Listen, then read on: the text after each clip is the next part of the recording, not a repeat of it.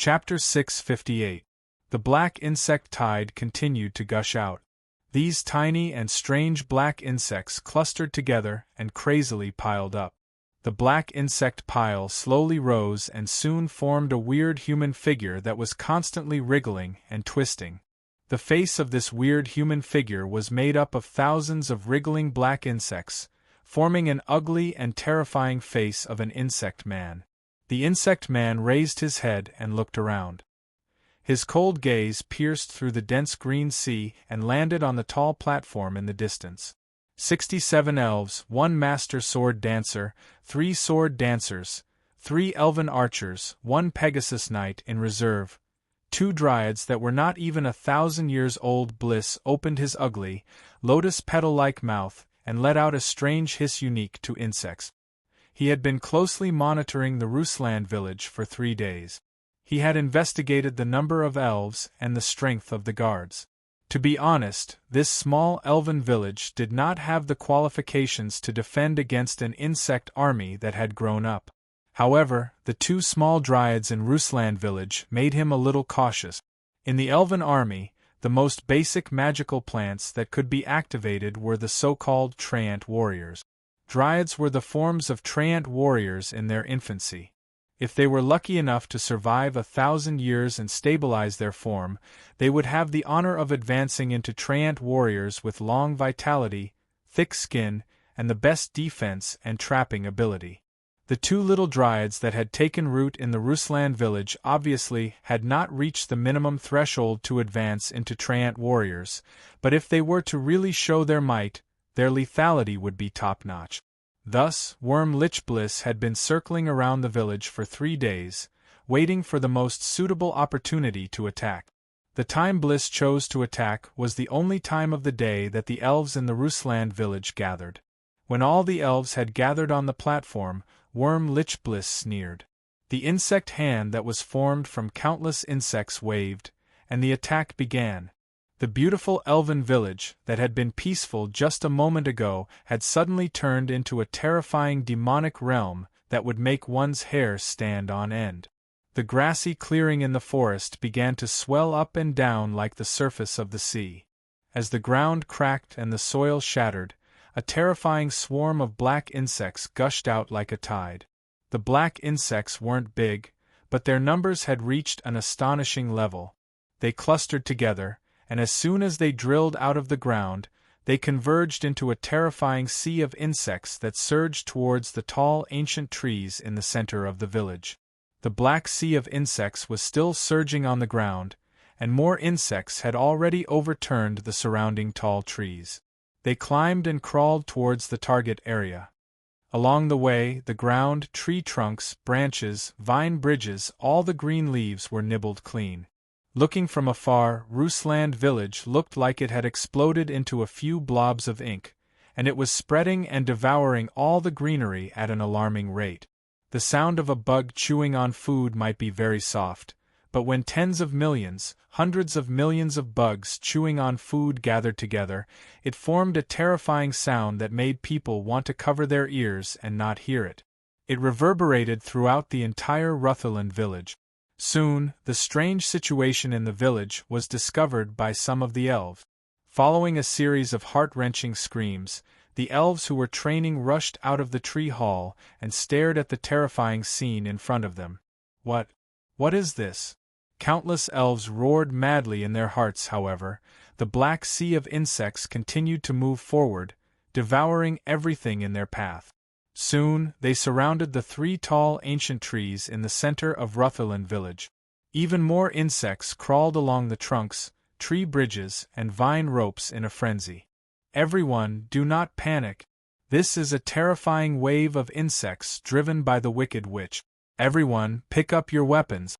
We must protect our homes with our lives. The ordinary elves looked at the dense sea of black insects in front of them. Not to mention fighting, they were so scared that their limbs turned into noodles. At this moment, the only ones who could remain calm were the archery instructor and the master sword dancer, who were assigned to Rutherland village. As the 2 yelled and commanded, the terrified elves helped each other up the higher platform of the ancient tree, while the few sword dancers, elven archers and archers in the village gathered around them, forming a thin line of defense to stop the swarm of insects from advancing further up the ancient tree. Below them, countless insects climbed up the trunk of the ancient tree, and further away, there was an endless sea of insects rushing over. Under the ancient tree, the insects had piled up more than a meter high, and they were still wriggling their way up. Looking down from above, all the elves could not help but feel a chill from the depths of their hearts. Just how many insects were there? Sizzle, a few consecutive enchanted explosive arrows drew beautiful arcs in the air and landed in the densest area of the swarm of insects. Boom, boom, boom. The continuous explosions caused the sea of insects to billow in black smoke and splatter everywhere. However, the empty space cleared by the explosive arrows only lasted for 2 or 3 seconds before it was overturned by the swarm of insects.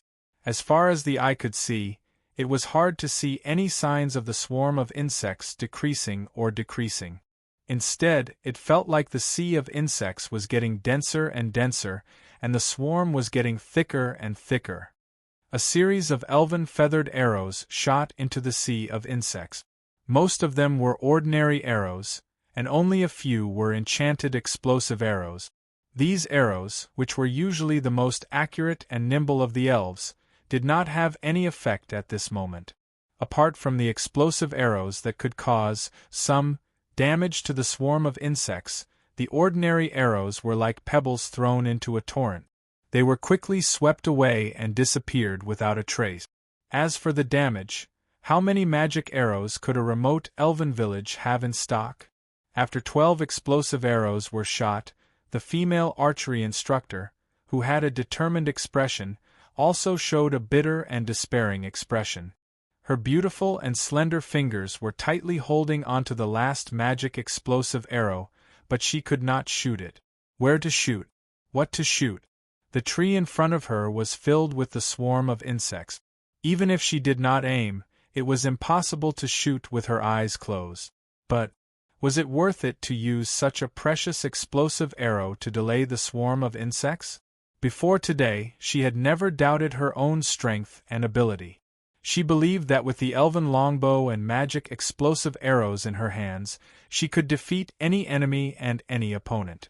This was her confidence, and it was also the belief that the elves had persisted to this day. But now, she was a little hesitant, a little confused, and a little indecisive. For the first time, she drew her bow and nocked an arrow, but she did not know where she should shoot or whether she should shoot. Quick! Blow the tree flute. At such a crucial moment, the master swordsman was still more steady and calm. Tree flute? Tree flute! Hearing the shout, the archery instructor's eyes immediately lit up. She threw the bow and arrow in her hand to the assistant beside her and walked to the edge of the platform. She took out a strange green tree flute from her bosom and put it to her lips, intending to blow it. "Be careful! Quick, dodge!" Suddenly, a few hurried shouts came from behind her. The archery instructor was indeed an expert who had undergone strict combat training. She glanced around and immediately saw a few strange black figures pouncing towards her. The archery instructor leaped up and dodged 2 strange green scythes that crossed each other.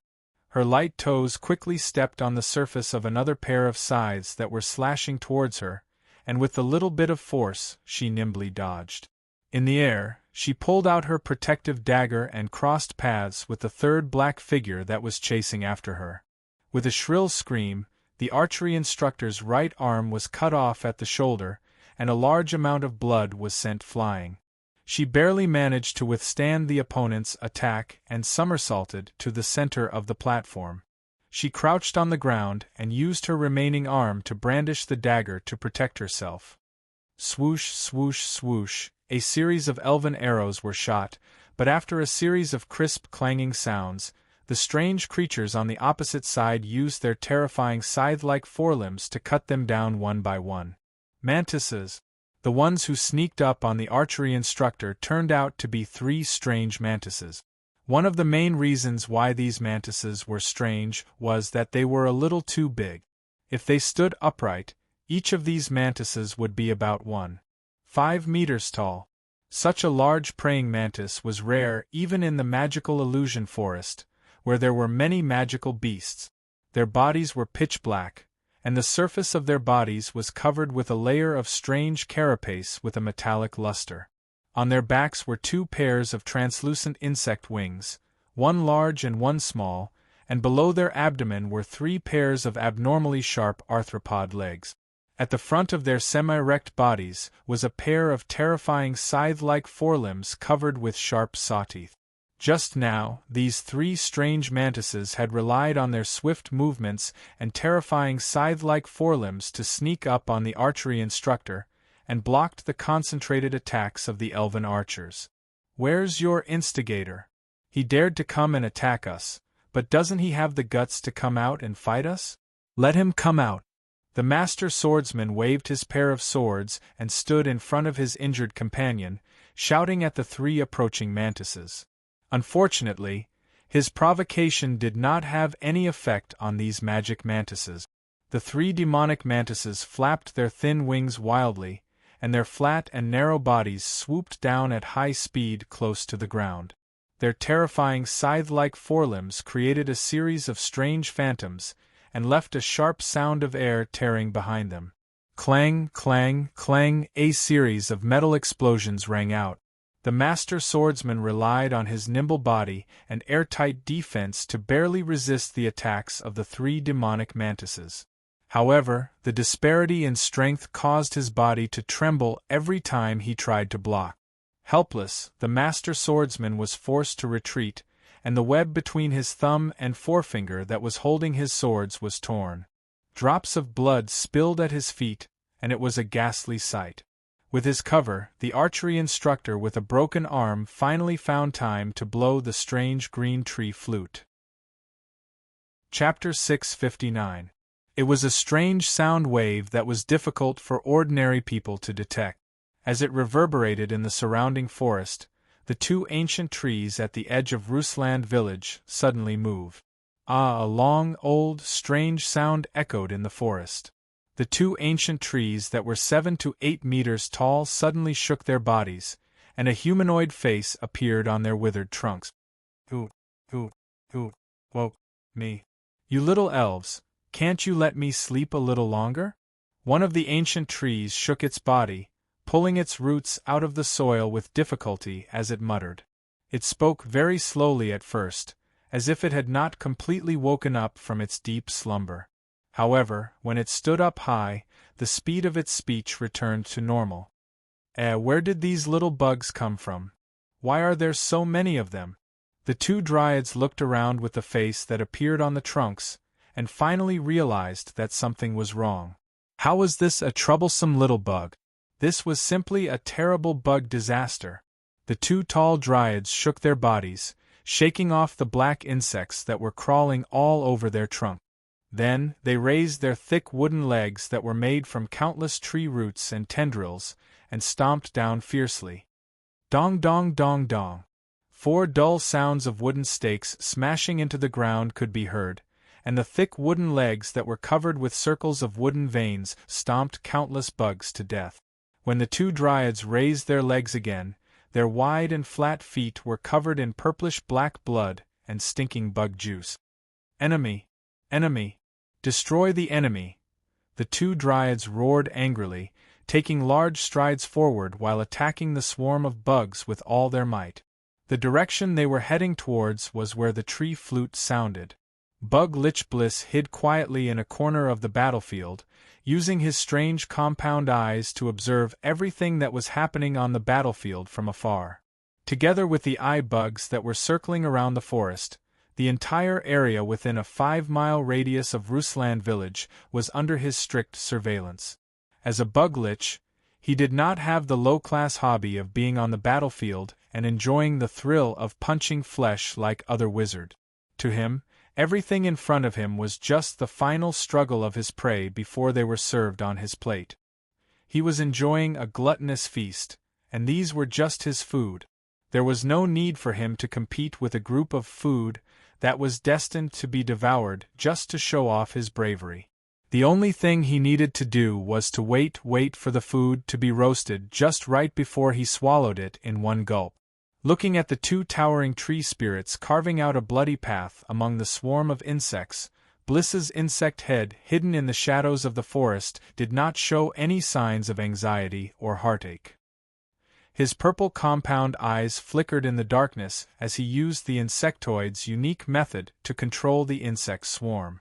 Along the way, he had already destroyed 2 elven villages and countless animals and magical beasts in the illusory magic forest. It was by relying on the nourishment of their flesh and blood that Blitz was able to pull up this frightening insect army. However, even at this moment, when he had a terrifying insect army of up to 150,000 insects, he still hadn't reached his limit.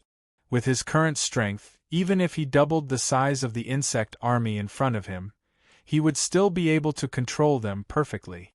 What was the evolutionary path of a bug lich? Nobody knew. Strengthening his body might be a method that could allow him to transform into a fearsome and ferocious insect, allowing him to roam the battlefield and enjoy the joy of killing wantonly. However, doing so would put his body in the most dangerous situation at all times. With Bliss's personality, it was obvious that he did not like to show his face in public, nor did he care about any personal honor or disgrace. Hence, he did not hesitate to choose the evolutionary path of strengthening the insect swarm. That way, he would be able to control more insect swarms and bestow strange combat abilities to some of them. Moreover, as the insect swarm slaughtered and evolved, he, as the master of the insect swarm, would unknowingly become stronger. More importantly, due to his countless clones, he was almost immortal. As long as the insect swarm was around, he would never die. To Bliss, this was what attracted him the most. Such an evolutionary path was undoubtedly the most suitable for his personality. As the master of the insect swarm, he would not frown no matter how many of these low-level insects were killed. The only thing that could affect his attention was the battle insects with strange combat abilities. The battle insects evolved from the black beetles to the thorn scorpions, and then from the thorn scorpions to the current demonic mantises. Their attack power was also multiplied. On the tall platform in the treehouse, 3 demonic mantises formed a combat team and had already chased the 2 high-grade elves into a sorry state. Their lives were hanging by a thread. Seeing that the 2 tree spirits were planning to enter the fray to save the elves, Bug Lich Blitz secretly gave an order. Within the canopy of the tall, ancient tree, streaks of black lightning formed a long series of afterimages, surrounding the 2 tree spirits from all angles. The massive swarm of insects was indeed a huge deterrent to the elves who had frail bodies. However, they were up against the tall and sturdy tree spirit. The insect swarm's frenzied gnawing could not deal any fatal damage to them in a short period of time. Therefore, when the 2 treants trudged towards the elves with heavy steps that shook the earth and mountains, leaving behind a bloody hole with each step, countless insects that swarmed up to their bodies were gnawing on their tough tree barks, making a rustling sound. However, the insect swarm also suffered heavy casualties from the tree spirits' counterattack. The 2 tree spirits that were taking large strides forward suddenly stopped. They lifted their fluttering faces and stared nervously at the black silhouettes that were rapidly approaching them. Unlike the insect swarm around them, these strange battle insects were the ones that could truly cause them terrifying damage. Hence, they could not help but be nervous. According to the classification of creatures in the Magus world, the tree warriors of the Elven Kingdom should be at the high grade of Grade 1, while the withered tree guards were at the beginner grade of Grade 2. As for the tree spirits that had yet to advance, they were at the quasi-wizard level. However, such a one-size-fits-all classification could not truly reflect the true combat abilities of the various strange creatures in the high magic world. Take the tree spirits in front of them for example. They were still in their infancy stages and had yet to cross the first barrier of their lives. However, judging from their overall strength, They could easily take down a small group of Grade 1 sword dancers or elven archers even with the title of quasi-wizard. Therefore, the insect witch, Bliss, did not underestimate the two dryads at all. He sent out a total of 16 demonized mantises right off the bat. The 1.5-meter-long body of the demonic mantis was like a bean sprout placed next to a potato in front of the 8 meters tall dryad. It looked inconspicuous. However, these 16 bean sprouts all had sharp fangs, as well as terrifying sickles that struck fear in the hearts of people. The 16 demonic mantises turned into 16 streaks of black lightning, circling around the two tree spirits. Once they found an opportunity, they would pounce on the tree spirits from behind, using their huge sawtooth scythes to chop off the tree spirit's outer skin. Wood splinters flew everywhere and sap splattered everywhere. The two treants let out muffled groans as they spun in circles. They waved the tough vines coiled around their bodies with their big wooden hands, trying their best to whip those black figures. Unfortunately, with their slow and clumsy movements, they could not harm the demonic mantises at all even if they whipped the swarm of insects until their blood splattered and their carapaces scattered. Moreover, their random attacks revealed even more of their weak point. The 16 demonic mantises circled around the two tree spirits like a revolving lantern, pouncing on them from time to hack at them. Then, when the tree spirits raised their tree whips, they would quickly flap their wings and escape from their attack range. In less than a quarter of an hour, the tough tree shells of the two tree spirits, which were almost indestructible by swords and sabers, were already riddled with scars. There were terrifying crisscrossing scratches everywhere, and many of them had already cut through the tree shells, directly injuring the insides of the tree spirit.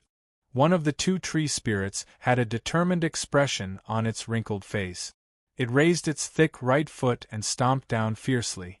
Following a dull thud, the entire ground began to tremble slightly. The tree spirit roared towards the sky. Under the urging of the huge life force in its body, its right foot, which was originally formed from countless intertwining roots and hairs, plunged into the soil. Then, it turned into thousands of snake-like roots again, burrowing in all directions. In the next moment, the ground within 20 meters of the tree spirit cracked and the soil tumbled. Countless roots reached out from the ground and tightly bound all the living things on the ground.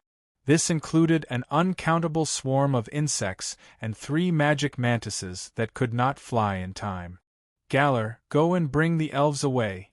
Leave this place to me. The tree spirit roared angrily, urging its companion to leave quickly.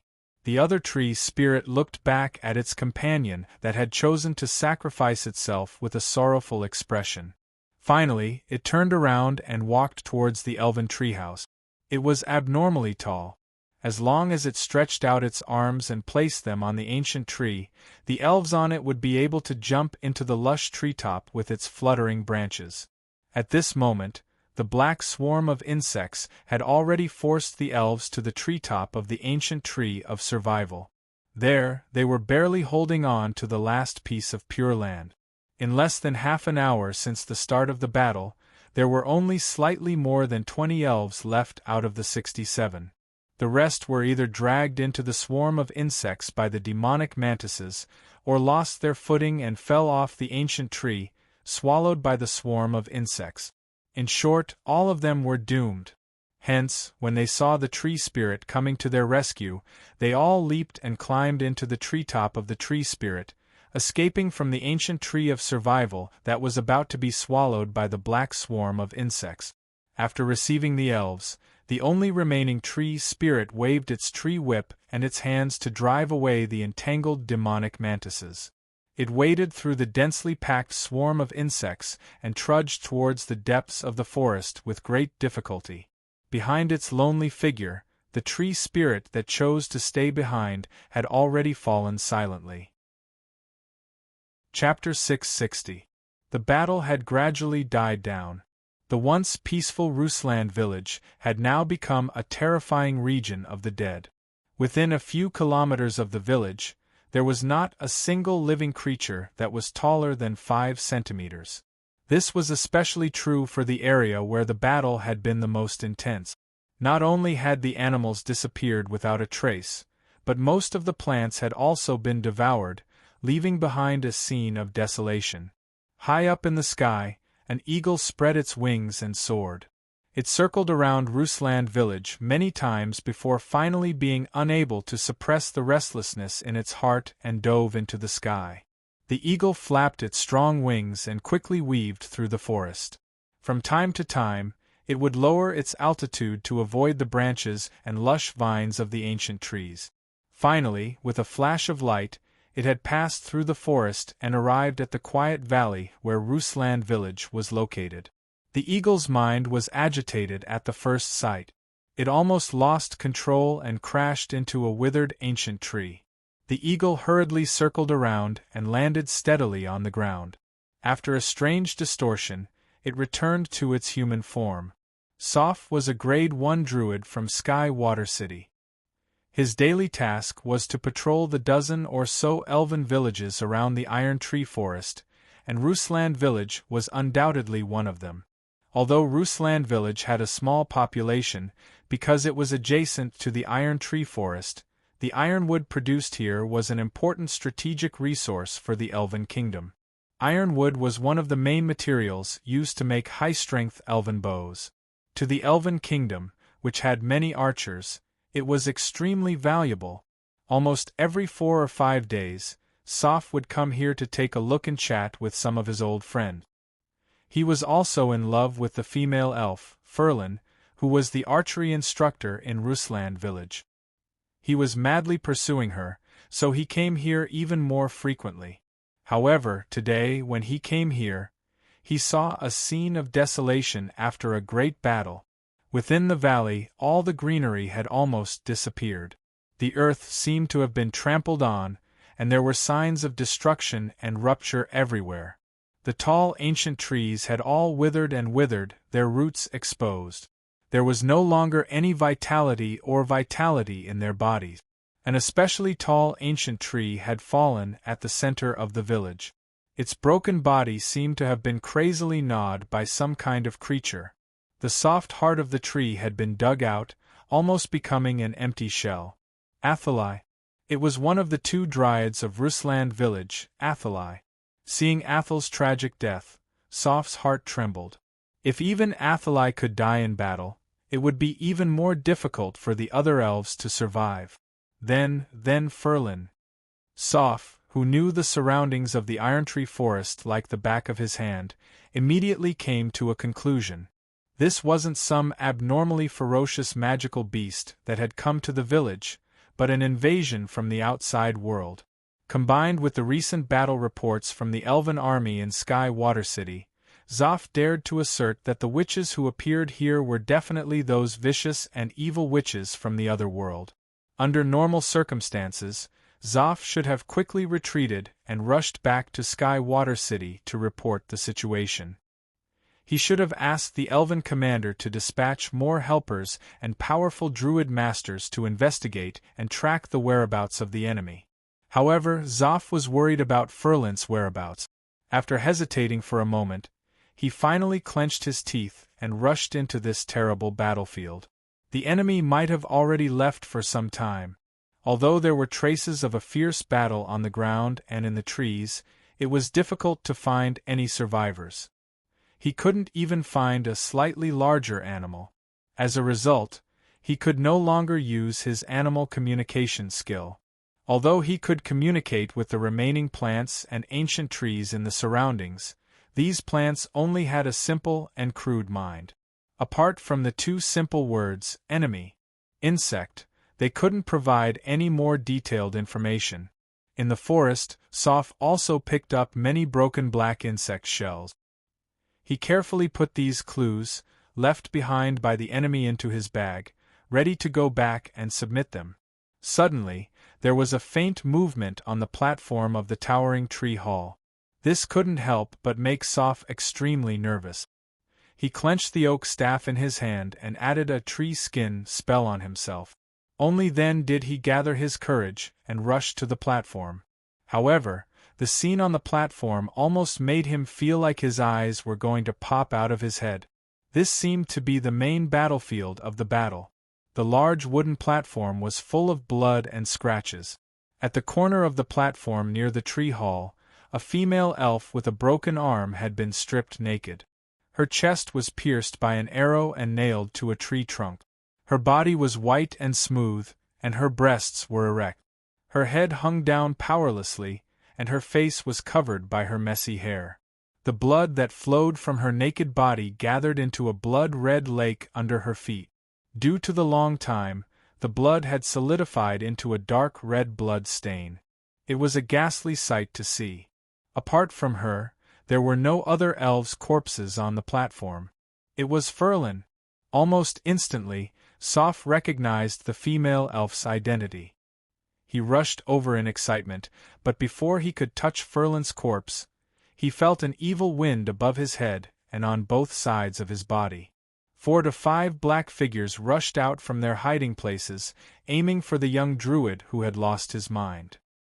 Relying on the natural defense on his body and the oak staff in his hand, Soph staggered a few times to block the attack. Finally, he struggled to break out of the ambush of the demonic mantises. He rushed to the edge of the platform in one breath, and the oak staff in his hand hit the ground. At the same time, he threw out a bunch of strange plant seed. As a green magical halo flashed, the scattered plant seeds in the air expanded into terrifying thorny vines in the blink of an eye, binding the 4 demonized mantises in place. Of course, this kind of thorny binding couldn't bind the demonic mantises for a long time. The demonic mantises waved their sickle-like forelimbs, cutting the thorny vines into pieces in the blink of an eye. Relying on the short time bought by the thorny vines, Soph quickly twisted his body, trying to transform into an eagle and fly into the sky. However, just as his transformation spell was about to be completed, a gust of wind blew behind him.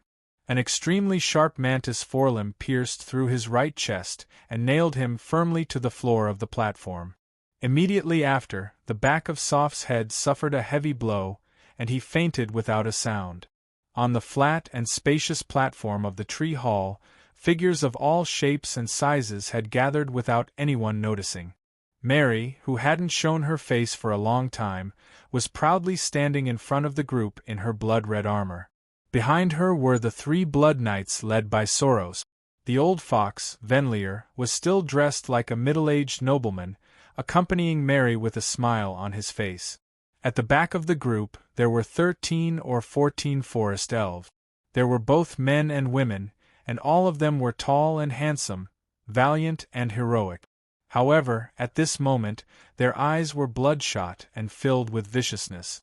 2 sharp vampiric fangs protruded from their upper lips, and they looked like fiends. These forest elves that Mary had captured and transformed into blood thralls were all carefully selected. Even the weakest of them had the strength of a grade 1, and there were 2 grade 2. After the transformation of sucking blood, the original force of nature in their bodies had now been transformed into blood wizard power. They were no longer the forest elves of the past, but a strange species that had never appeared in the Faerun Plain, the Blood Elves. The direct result of this transformation was that the power of the Blood Elves, who were originally sword dancers or archers, didn't decrease too much. Instead, because they had the ability to absorb blood, regenerate and attack, they were much more terrifying in battle. Instead, the original spellcasters, druids and elven mages, after being transformed into blood elves, lost all the natural magic they had mastered, leaving only the pitiful blood bullet spell. It seemed that if Mary wanted to increase the number of spellcasters among her subordinates, she would have to give them more time to slowly explore new blood magic. Fortunately, when Mary reached grade 2 in the Magus world, she had already transformed herself into a pure-blooded vampire. This way, most of the bloodline shackles on her head had been removed. At least before she reached grade 3, she wouldn't have to worry about this problem. The greatest benefit of transforming into a pure-blooded vampire was that the number of bloodline descendants that her soul could bear had more than doubled. This also meant that the number of blood thralls she could create would be as high as 30, and the number of low-level vampiric spawns would be as high as 200. If she gave up her authority and allowed her blood thralls to create as many vampiric spawns as she pleased, then as the Blood Queen at the top of the pyramid, she could directly or indirectly control 1,000 to 2,000 blood creatures. A pure-blooded vampire could control a terrifying army of vampires, and a family of vampires could even control a medium-sized human kingdom. However, this kind of behavior rarely happened in the Magus world. The main reason was that it was difficult to find such a large number of high-quality, intelligent races. If the vampires lowered their requirements and thought of ways to embrace the weak humans, even if they could create an army in a short period of time, they wouldn't be able to withstand a large-scale attack from the enemy. Moreover, the embrace consumed the vampire's blood essence. Using the precious blood essence on some low-level creatures not only wouldn't help them become stronger, but it would also drag down their accumulation of power. Chapter 661. At this moment, the tiny Rusland village had become a gathering place for the vampires and black bugs. A black ocean was wriggling on the ground, and within the tall treetops, groups of vampires would come and go from time to time. Under their protection, the leaders of both sides were quietly discussing something on the platform of the tree hall. Even though he had gathered an army of tens of thousands of insects and had the protection of 25 demonic mantises, the insect lich Bliss was still very respectful in front of the Blood Queen Mary. He didn't dare to show the slightest bit of complacency and arrogance. With this insect army and bugs that he could command like an extension of his arm, Bliss could take on all the rank 1 magi of the Crimson family by himself. But even with such power, he still did not dare to act rashly in front of Mary. Apart from the fact that she was a rank 2 vampire, Mary's actions during her apprenticeship had left a deep mark on his soul. Bliss' legs would cramp up and his palms would sweat when he saw Mary, forcing a smile on his face. He was even more respectful than Onelil. After half a month of sweeping, the two of them had visited almost all the nearby elven villages. When their strength began to increase, they were no longer satisfied with these sneaky little fights.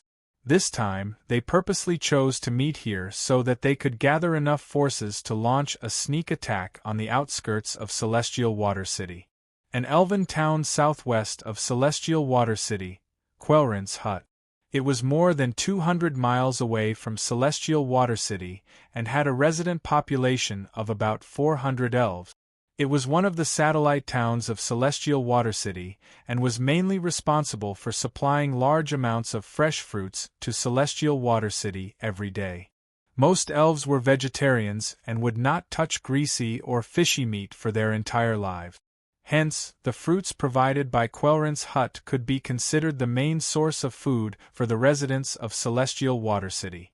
It was with this in mind that the old fox Onelil urged Mary and Bliss to work together to take down this significant elven town after they met in Rusland village. Taking down Quelryn's hut would not only greatly increase their forces, but also disrupt the order of life in Celestial Water City. For the two ambitious magi who wanted to make a name for themselves on the west coast, this was something they had to do. Moreover, the highest level of defense in the Quelryn's hut was only grade 2, and there were no grade 3 powerhouses. Attacking such a region wouldn't bring too much risk to them. Therefore, after listening to Onelil's analysis and introduction, Mary and Bliss couldn't help but feel a little tempted. This was the advantage of the cooperation between the two sides. Once a decision was made, it could be carried out almost instantly. As soon as the agreement was made, Bliss whistled and disappeared into the jungle with the swarm of insects. On Mary's side, the sound of wings flapping could be heard. Nearly 1,000 vampiric bats gathered into a red cloud and stuck close to the treetops of the forest as they flew towards a distant place. After a short moment, the quiet valley that had been ravaged by the soft feet finally calmed down completely, and only a deathly silence remained. On an isolated island overseas, the giant floating airship was still floating above the isolated island. Clanking sounds, sizzling sounds of welding, and all sorts of strange sounds of metal colliding and rubbing could be heard continuously. The previous battle left too much damage to the giant floating airship. For the sake of future battles, no matter how impatient Grimm was, he could only obediently squat on this small island that was less than 2 miles in circumference and slowly wait for the moment when the repair of the giant floating airship would be completed. At this moment, inside the giant floating airship, all sorts of engineering robots under the command of the goblin technicians and engineers were repairing the spatial furnace and the internal damage of the airship day and night. They were also repairing the shocking battle marks on the flight deck. The amount of work required was simply astounding.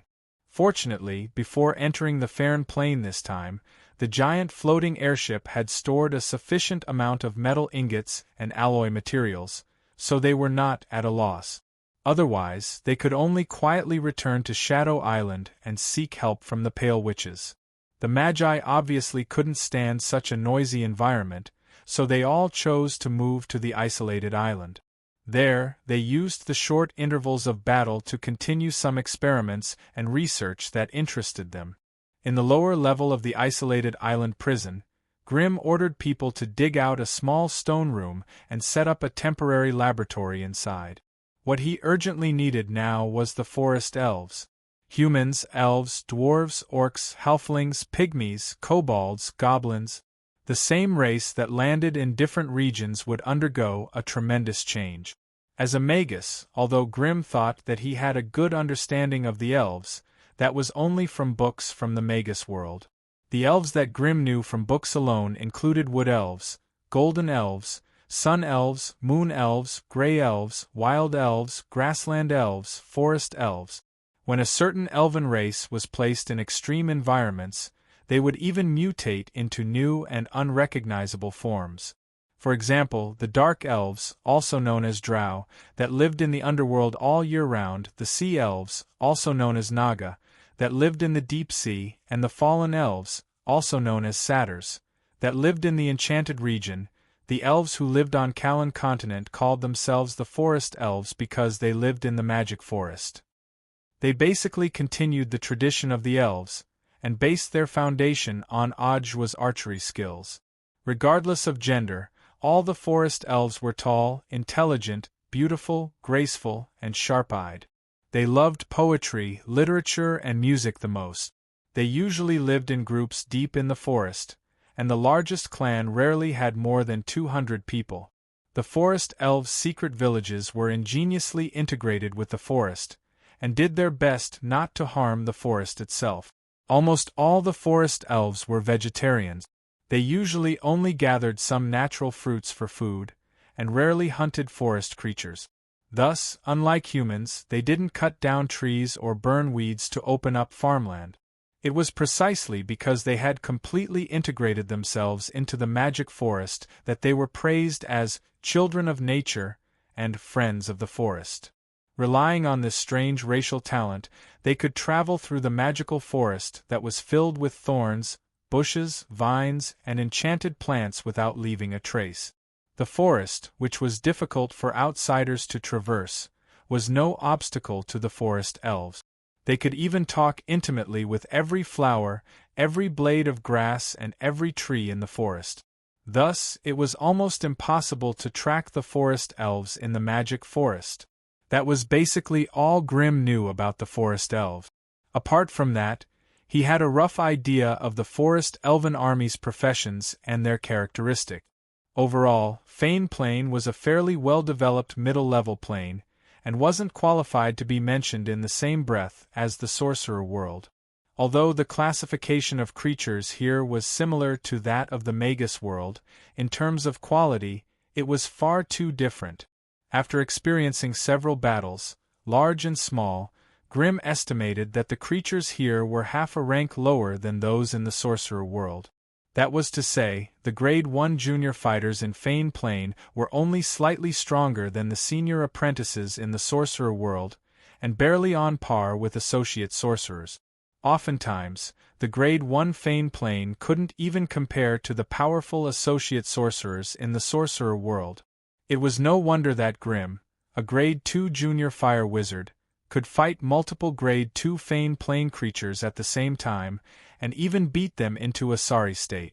However, the forest elves of Fane Plain were not all weak. They had their own advantages and strength. Every single forest elf was a soldier. Almost every forest elf, even those who were taller than a longbow, would be one of the best archers in the human world. Relying on this unique racial talent of being an archer, the forest elves had firmly occupied the Callan continent, and had repelled many invasions from the Fane continent. Moreover, the forest elves were a powerful race protected by gods, and there were many divine spell users in the kingdom. These temple priests and elven oracles could mostly borrow the divine power of gods, and combined it with their proficient natural spells. They had some terrifying power. In the previous battle with Jinthalor, the elven oracle Sinnia, who was also Grade 3, had beaten the Dark Witch Uzza so badly that she had to run away like a rat. If Grim had not summoned the Grade 3 Thunder Dragon in time, and used it with the magic cannons of the floating ship, that battle would have been the last for the Crimson family. With Grim's strength, he might have been able to escape, but most of the sorcerers who followed him would not be able to escape the pursuit of the forest elves. It was because he had seen the terrifying power of the elven oracles that Grim had once again fled overseas, and used the opportunity to hide on an isolated island to search for the weaknesses of the forest elves. What he wanted to do now was to completely understand the body structure of the forest elves, and how their magic organs worked. He wanted to find the simplest and most practical way to kill them. Of course, the number one priority right now was the plague. After all, this was not a private plane under his control. Even if he destroyed the Callan continent and reduced the number of forest elves, he would not be the one who would feel the pain. Chapter 662. In a dark and damp underground stone chamber. A stone dissection table was placed in the middle of the stone chamber, and a beautiful female elf was lying flat on her back. Her clothes and equipment had been removed and thrown to one side. At this time, she was almost naked, and there was nothing on her slender body to cover up. A strange rune had been drawn on her forehead with blood-red paint. Under the influence of this rune, the female elf could not control and direct her body even though she was conscious. Her entire body seemed to be disconnected from her consciousness. She could clearly feel the existence of every part of her body, and could even feel the chill of the cold air brushing past her exposed skin. But strangely, she could not control any part of her body. She could not even complete the simple action of closing her eyes, let alone moving a finger. Her eyes were wide open, and her beautiful clear pupils revealed an unconcealable fear and unease. The environment, the atmosphere, and the two black figures who stood in front of the dissection table and examined her body expressionlessly. All of this made the female elf so afraid that she wanted to scream. But when the female elf wanted to scream in fear, she found that her mouth seemed to be stuck with strong glue, and could not open it at all. Her throat was not under her conscious control at all, making it difficult for her to even make a vague sound. It's a good material, but it's just a simple dissection. There's no need to waste a Grade 1 elf. Ender, who was standing beside Grim, muttered in a low voice as he stared at Grim through his muddy, yellow eyes. In her arms, there was a strange green puppet the size of a palm that was playing with the front of her clothes. On her shoulder floated a strange-looking black puppet. From afar, the black puppet looked like a small human figure made from black cloth. The surface of its body was covered with crooked sewing threads and some indiscernible dark runes. Its small head did not have any concave or protruding features, and only had a terrifying single eye drawn with blood. The black doll had no limbs, and it floated eerily on Ender's shoulder. 3 green light spots hovered around its petite body. If someone could climb up close and take a closer look, they would be horrified to discover that the 3 green dots were actually 3 extremely miniaturized, terrifying ghosts. They did not have bodies, only horrifying ghost faces made of pure negative energy. They shrieked and howled at every moment, trying to escape from the body of the ghost puppets. However, he was still unable to fulfill his wish. Therefore, they resented, screamed, and cursed every living thing in the world. If one were to get a little closer to them, they would be able to feel the cold and gloomy aura assaulting them. After a period of nurturing, Grimm's plague spirit and sewing puppet had barely reached the Tier 1 basic standard. Moreover, both of them possessed particularly frightening abilities. Unfortunately, with their current strength, they were still unable to help him at all. He could only continue to nurture them slowly. Perhaps when they were upgraded to high-grade Tier 1, they would be able to be of some use in battles between Tier 2 powerhouses. For some reason, the 2 helpers that Grimm had nurtured were extremely compatible with Ender. Whenever Grimm released them, they would cling to the old witch's side as if Ender was their master. This made Grimm feel extremely helpless. After all, Ender had a unique dark body, which was similar to the 2 little fellows. On the other hand, Grimm had a pure body of flames, which belonged to the category of positive energy. It was no wonder that the 2 little fellows did not like him. After years of nurturing as a sorcerer, Grimm had completely assimilated into the rhythm of a sorcerer. He put on a plain gray robe and stood expressionlessly in front of the stone platform. His eyes were faintly emitting an intimidating blue light. Even though there was an alluring beauty in front of him, he did not show any signs of excitement. Instead, he was flipping the female elf's fingers and arms with great interest. The muscles aren't strong enough, so there might be a loss in strength. However, the lines of the muscles are smooth, which should compensate for the flexibility and coordination. The bones are too thin, with only 76% of the calcification of a human's bones. The weight is also 33% lighter than a human's, and the resistance is estimated to be reduced by 21%, the flexibility increased by 48%, and the coordination increased by 52%. Grimm was like a professional appraiser. He stretched out his slender white fingers and gently stroked the female elf's limbs, waist, chest, and other parts of her body. He even raised the female elf's hands and carefully observed the position and thickness of the calluses on her palms and wrists. This is a pretty good elven archer. The degree and position of the calluses on her left and right hands are not much different, which means that both her hands are equally flexible. However, from the way she spins the cocoons, I can see that she still likes to use her right hand to hold arrows and her left hand to wield a sword. Grimm slowly explained his opinion as he examined the female elf. Ender the poison centipede was whispering to the 2 little fellows, not paying attention to what Grimm was saying. Only the blue pupils of the female elf kept contracting. She was clearly terrified to the extreme, but her body was still stretching smoothly without any physiological reaction that should have been expected. You're probably wondering why we blocked your control over your body, but didn't anesthetize your consciousness, right? Grimm carefully examined the female elf's body, and finally met her gaze with satisfaction. The female elf's gaze revealed a questioning look, but she still did not move. The reason is simple, Grimm said calmly, because when we dissect you, we need to know how the magic organs in your body communicate with your consciousness. During this process, I don't want your emotions to interfere with the surgery, nor do I want you to completely lose consciousness. That way, we won't be able to find out how the magic organs operate and work under your consciousness. So, let the surgery begin. As soon as he finished speaking, Grimm raised his hand, and a shiny silver scalpel was inserted deep into the female elf's chest. As Grimm gently moved the scalpel downwards, a bone-chilling sound rang out, and the female elf's chest was ripped open like a book. What followed was an abnormally cruel and bloody dissection. In order to understand the internal structure of an elf's body and how their consciousness worked, Grimm used a restraining rune to restrict the female elf's consciousness to her brain. This way, the physiological reactions of her body could still be clearly affected by her consciousness, but she could not control her body normally.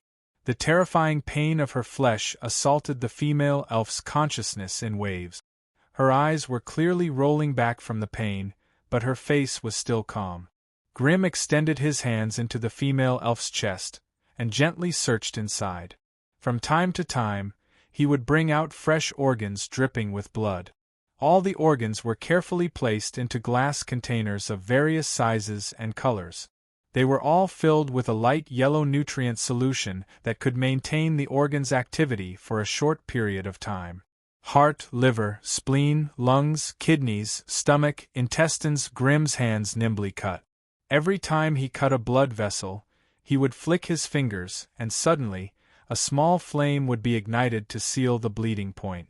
This way, the female elf would not die from excessive blood loss.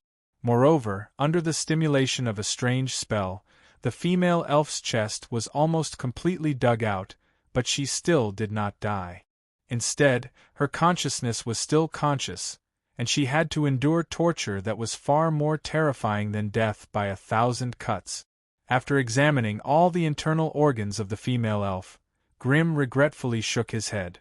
It seemed that she was just an ordinary elf archer without any talent in magic. In her body, there were no obvious signs of demonization in any of her internal organs. Grimm hesitated for a moment. It seemed that if he wanted to study the relationship between forest elves and nature magic, he would have to dissect the druids. However, since this elf was going to die sooner or later, he might as well make use of her to the fullest. Without hesitation, Grimm took out a small knife, a small hammer, a small chisel, and other surgical tools, and carefully opened the female elf's skull. After being tormented to this extent, even with the stimulation of spells and the support of potions of life, the female elf's life could not stop slipping into the abyss of death. With a wave of his hand, Grimm activated several surveillance spell formations that he had set up at the last minute, and began to examine every inch of the female elf's brain in detail. Grimm then gently wiped away the imprisonment runes on the female elf's forehead, and whispered in her ear in a seductive voice, "At the last moment of your life, use all your strength to pray to your god." The female elf, whose consciousness was already a little muddled, and had clearly fallen into a mental breakdown, suddenly regained a trace of spirit. Her lips squirmed, and with a voice as soft as a mosquito's, she prayed wholeheartedly to her god. A strange force that was hard to detect spread out from the female elf's consciousness, and through some special spiritual nodes in her brain, a mysterious and obscure path of faith was established in the distance. The moment the path of faith was opened, Grimm's heart trembled. He felt an indescribably powerful spiritual will rapidly extend through the path of faith. The surveillance spell formation near the female elf's brain immediately turned from yellow to dark red, and a strange alarm sounded. Besides the surveillance spell formation, Grimm also squinted his eyes, using the AI chip's detection and penetration abilities to their fullest. With the two combined, Grimm quickly locked onto the location of the path of faith. ****, a small fireball exploded at the location he had locked onto, completely annihilating the last trace of the female elf's consciousness. As the female elf's consciousness dissipated, the path of faith disappeared as well. Chapter 663. Kalon Continent, Central Mountain Range. The main temple of the god of the elves. It was a peaceful and beautiful morning. The bright red sun had just revealed a corner of the horizon, and the thin forest fog had yet to completely disperse. Some pious elves were barefooted with their hair down, picking leaves and rolling them into cups to catch the sweet dew falling from the branches. This would be their first gift to the great god of the elves that day. However, just as they were happily doing this, a powerful wave of consciousness suddenly erupted from the main shrine of the god of elves in the distance. It was so powerful that it covered the sky and covered the earth. The moment this consciousness forcibly descended upon the main temple, the entire central mountain range erupted with blinding golden light. Under the golden light, a beautiful female elf with a body of thousands of meters tall appeared in the sky above the main temple of the god of the elves. She looked to the southwest and let out an angry roar. It's the elven goddess Sylvia. The great elven goddess Sylvia has descended. After a moment of shock, all the forest elves who witnessed this scene immediately realized that this sacred and beautiful elf shadow was the main temple of the elves that they had prayed to countless times. In the forest, among the flowers, on the branches of the ancient trees, in the treehouses, all the forest elves put down what they were doing and knelt before Sylvia's divine will. In an instant, elven hymns of different styles and intonations, but all of them were filled with praise and prayers. The hymns gradually converged into a strange, powerful force that infused into the towering divine silhouette above the main shrine. The elven goddess Sylvia suppressed her anger and bent over to look at the thousands of faith nodes that lit up one after another in the central mountain range. She thought for a moment, and then the shadow dissipated into specks of golden light that merged into the tall statue in the main temple. With a flick of her finger, under the devout prayers of the many priests in the temple, the huge statue that was 5 meters tall and made of the rarest magic metal opened its eyes and came to life. Lara, what's happening on the west coast of the Callan continent recently? The statue's gaze quickly fell on Lara, the elven priestess who was kneeling at the front. Great elven goddess Sylvia, a new witch calamity has begun. We've already taught those evil witches a lesson last time. Do they still dare to invade the Callan continent? The statue asked doubtfully. In her beautiful round eyes, one could vaguely see the lightning and thunder before the storm. No. Priestess Lara hesitated, not knowing how to explain the information she knew to the goddess. The scale of the witch disaster this time is much smaller than before. Those evil witches seem to have focused their main force on the foreign continent. I heard that they have already invaded the Black River Valley and wiped out the Gustans who were entrenched there. They are currently fighting with the allied human forces near Thunder Mountain. The specifics of the battle have not been reported back yet. So who are those people near our coastline? According to the information we've gathered, a coalition of witches has come to the Callan continent, and the main force is still those evil Pale Witches. But this time, it seems that the Dark Witch and the Destiny Witch are also cooperating with the Pale Witch. Their main forces are currently entrenched in the Echo Islands and are confronting our allied forces. There isn't much intense fighting. The Echo Islands are on the southeast coast. I want to know what happened on the southwest coast. Why are my believers being tortured and killed there? Southwest coast? His followers were tortured to death? These heavy pieces of information exploded like a silent bomb, causing Lara and the other divine temple priests to feel dizzy and confused. As the representative of the elf god in the mortal world, it was the basic duty of the temple priest to manage the flock of sheep for the god.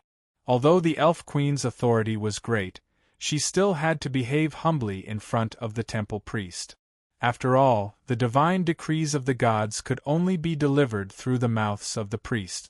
Because of their high status, the priests of the Temple of Light would be involved in all matters in the Elven Kingdom, big or small, as long as it was related to faith and believers. But today, the Lord God was enraged and had even personally sent down a divine will incarnation, but the group of temple priests knew nothing about what the Lord God was concerned about. No matter what, this was a dereliction of duty. As the temple priests looked at each other, wondering what had happened on the southwest coast of the Callan continent, an elf girl kneeling in the corner of the temple raised her head and said in a low voice, "Great Lord Silsa, I might know something about the southwest coast." The goddess statue's gaze instantly swept over them. One look at his attire and it was obvious that he was an apprentice priest who had just been selected from a local shrine to join the main shrine. "What's your name?" The goddess showed a gentle smile. "Tell me, what do you know?" "Master Overlord, My name is Melissa, from Sky Water City. It's close to the west coast, and I have a friend, a silver Pegasus Knight. He was seriously injured at the front line and just returned to the central mountain. I learned about the southwest coast from him. What did he say? He said that the most dangerous thing about the witch disaster is not the Pale Witches, but a group of strange troops that split from the Pale Witches. They have a giant metal airship that can fly high above the clouds, and they can appear in any corner of the Callan continent at will. Their numbers and strength were not too great, but they were unusually agile and mobile. Recently, many villages on the west coast and south coast have been attacked by them, and the number of brothers and sisters captured is hard to count. Metal airship? Which troops? The goddess pondered for a while and finally spoke again. Call your friend into the temple. I want to know more about the situation there. All right, you can all leave now. Under her command, the priests immediately withdrew from the temple in fear and trepidation. When the goddess was the only one left in the temple, she turned around and looked at a corner of the temple area, a trace of confusion in her eyes. Why did Miwei send a clone down? Did something happen to her? With just a thought, the divine will attached to the statue instantly arrived at the main temple of the goddess of moonlight. In the main temple of the goddess of moonlight, Miwei's clone was meditating with her eyes closed. Suddenly, she opened her eyes and looked in the direction of the main temple of the goddess of elves. After a while, Miwei suddenly bowed slightly and greeted with a sweet voice, "Welcome, great Lady Silsa." The next moment, a hazy shadow appeared in her temple, and then revealed Silsa's sacred and beautiful face and body. Sister Miwei, you are too polite. Silsa had only sent a divine will clone, but under the constant attention of the main body, this divine will clone was actually no different from her original body. Thus, even if Miwei was in her main temple, she still had to treat her with respect. Silsa stepped forward and pulled Miwei to sit down peacefully on the two flower chairs that quietly floated in the center of the temple. Sister Miwei, this time I sent my divine will because of some matters on the southwest coast. I wonder why you sent a doppelganger here? They were all from the same elven divine system, so she naturally didn't hold back when speaking. So, Silsa asked directly. A bitter smile appeared on Miwei's face. I had no choice but to send a clone. My only god's messenger was killed by a group of outsiders a few days ago. As members of the elven divine system, these elven gods were close partners, and at the same time, they also had a relationship of open and secret competition. As the main god of the elves, Silsa naturally had nothing to worry about. Almost all the forest elves were her believers. Even the devout believers of the other elven gods were basically her shallow believers. But she did not need to worry about the amount of power of faith, which the other elven gods obviously could not do. Although these elven gods usually had a harmonious relationship, and in private they were also very harmonious, when it came to matters concerning believers, they would not give in an inch. After all, the number of believers and the degree of faith directly affected the level of the gods' divine power. Unpopular gods like them had very few believers to begin with, and even fewer could reach the level of devout believers. Under such circumstances, it would often take hundreds or even thousands of years of hard work to train a god's messenger to become a fanatic believer. Silsa, on the other hand, had as many as 3 or 4 gods' messengers under her command. Even if one of them died, it would not affect the development of the temple. Thus, after the death of the only god's messenger of the Moonlight Temple, Miwei, in order to prevent her believers from losing faith, had to send a clone even at the cost of continuous divine power. But this way, most of the power of faith that the temple gathered every day had to be supplied to the clone in order to maintain her consumption in the Faern Plain. This way, the power of faith that could be supplied to the divine kingdom in heaven would be greatly reduced in the long run. It would undoubtedly cause unrest in the divine kingdom, and it would also affect the divine spells that the Moonlight Goddess bestowed upon her believers. Thus, if not for the fact that she had no other choice, the Moonlight Goddess, who was originally from a small family, would not have been willing to send this clone down. The god's messenger was killed? Silsa's gaze froze. Where? Near the west coast? Hearing Silsa's words, Miwei could not help but narrow her eyes. At this moment, she seemed to have vaguely realized something. Looks like we have to properly exchange information. If it was really done by the same group of fanatics, I will definitely make them regret it, Silsa said hatefully. Chapter 664. Quilling's Hut. Compared to ordinary elven villages, this place was much more lively and bustling. Since it was adjacent to Tianshui City, elves who wanted to go to this famous city on the west coast had to pass by Quilling's Hut. Hence, this place became a beautiful town where travelers couldn't help but stop and rest. Within the Elven Kingdom, there were very few large chambers of commerce like those in human kingdoms. Most of the trade of goods and resources were conducted in the form of barter in small areas. Most elves had long lifespans, and they were passionate about music, painting, flowers, and gardening.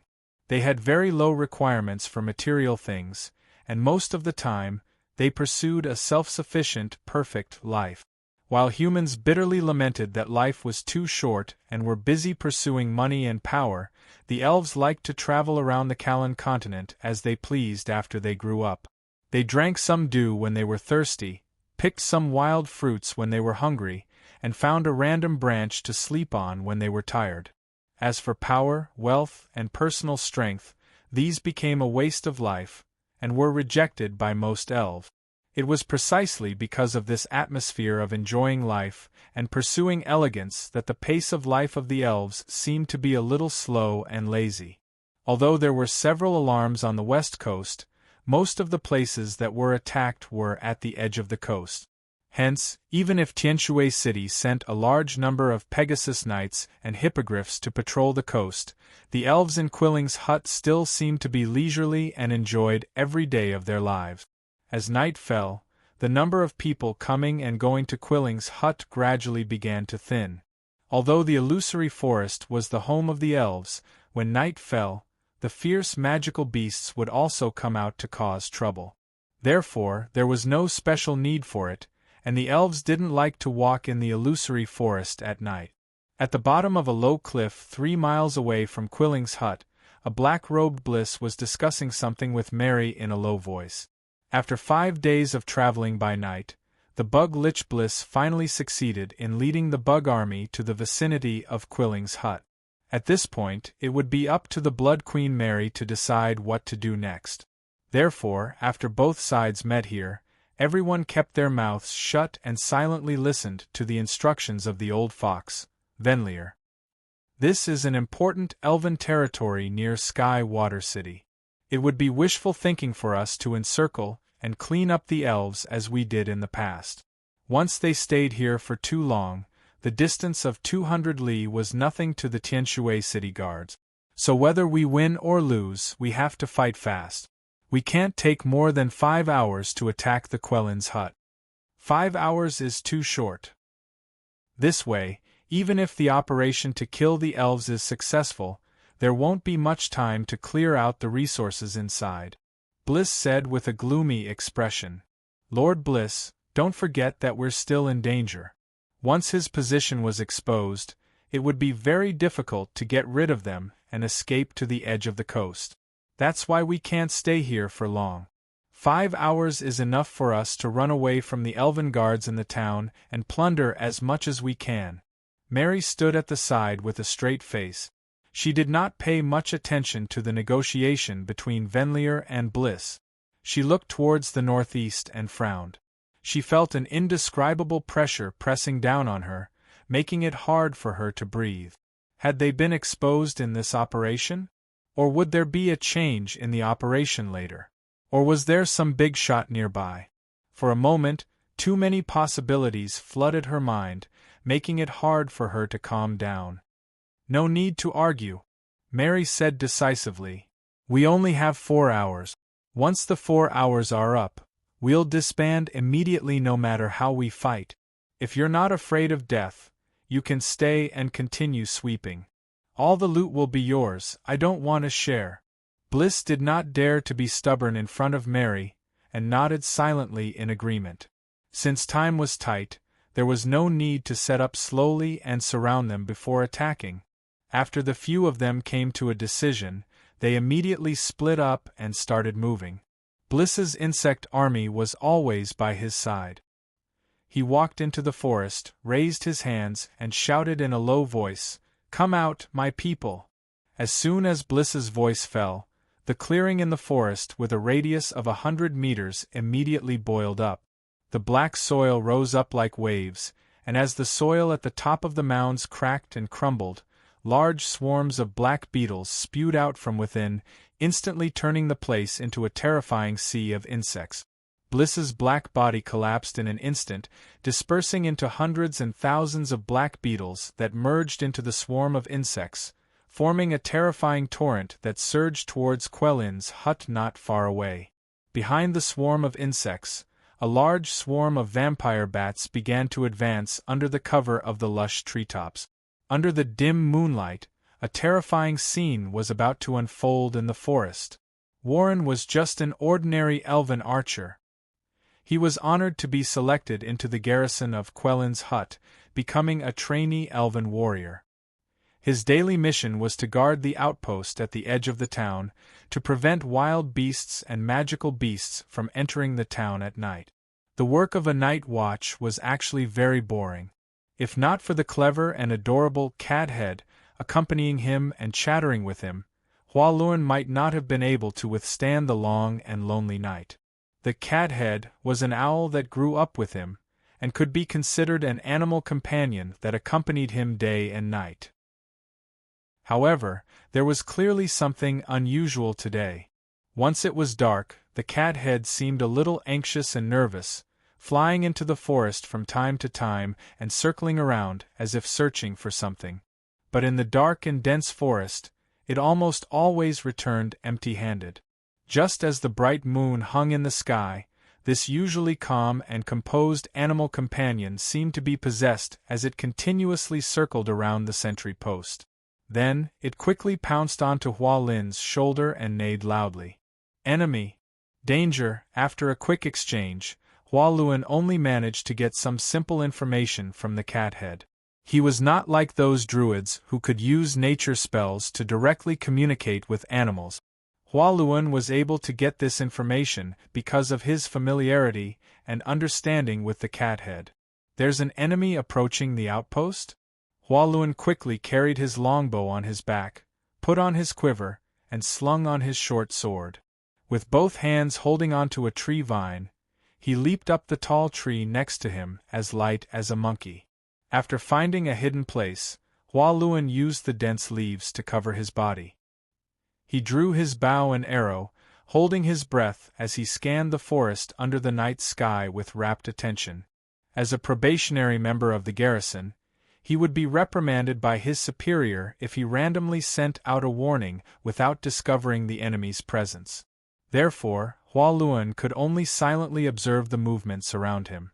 When he calmed down and completely immersed his mind into the night wind, other than the rustling sound of the leaves in the forest, he could faintly hear some strange sounds. Chirp, chirp, chirp. It was like the sound of insects gnawing on dead wood, and also the sound of insects rubbing against their shells. But with such a dense sound, could it be that the little insects nearby were all rioting? Just as he was inexplicably surprised, Hualun finally noticed something wrong. The earth was moving under his careful observation. The black earth in the distance seemed to be wriggling, like a wave silently rushing over.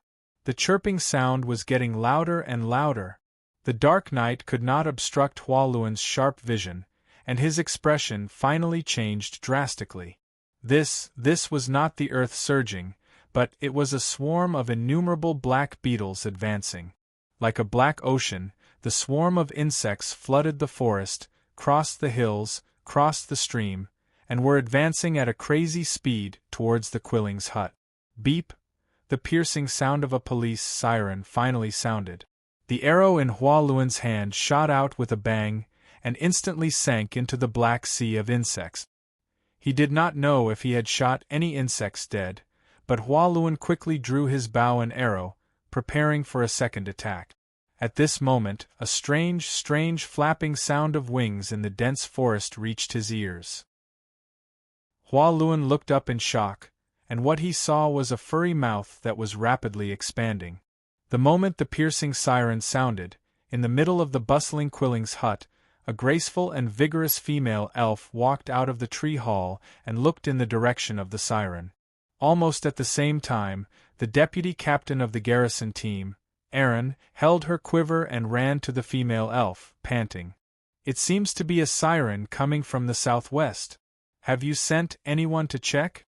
This shrewd and capable female elf was the captain of the town's garrison team, and she quickly asked when she saw the deputy captain rushing back. As the chief military officer of the town, she was not as ignorant as ordinary elves. Recently, the border of the west coast had not been very peaceful. If it was really a siren coming from the southwest, then the problem could become very serious. "I've already sent someone.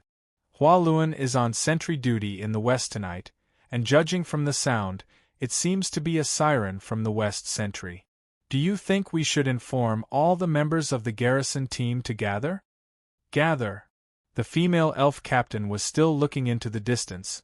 "I have a feeling that something bad might happen tonight." However, before the deputy captain could ring the bronze bell in the center of the village, the southwest had already become chaotic.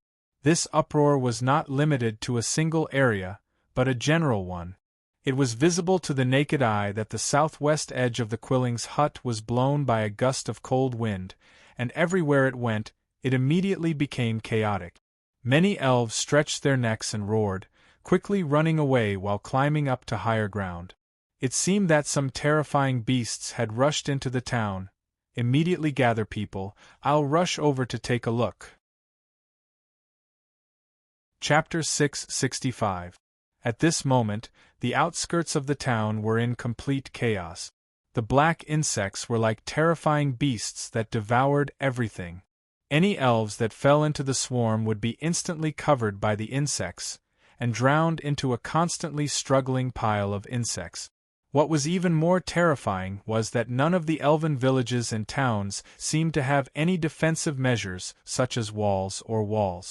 Apart from being used to limit the elves' range of activities, the sparse fences did not have the slightest protection or defensive effect.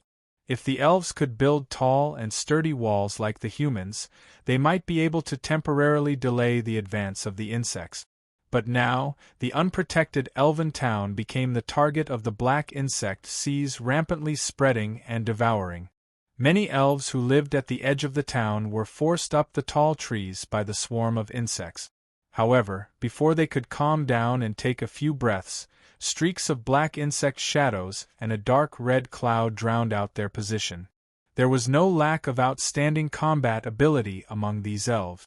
In the face of the swarm of demonic mantises and vampire bats, they had no space to dodge or escape.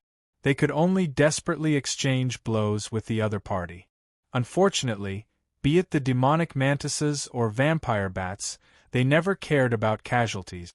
Hence, in this chaotic battle, the elven warriors with outstanding sword skills and the archers with unparalleled accuracy did not even have the time to display 1% of their strength before they were pounced down the tall trees by the demonic mantises.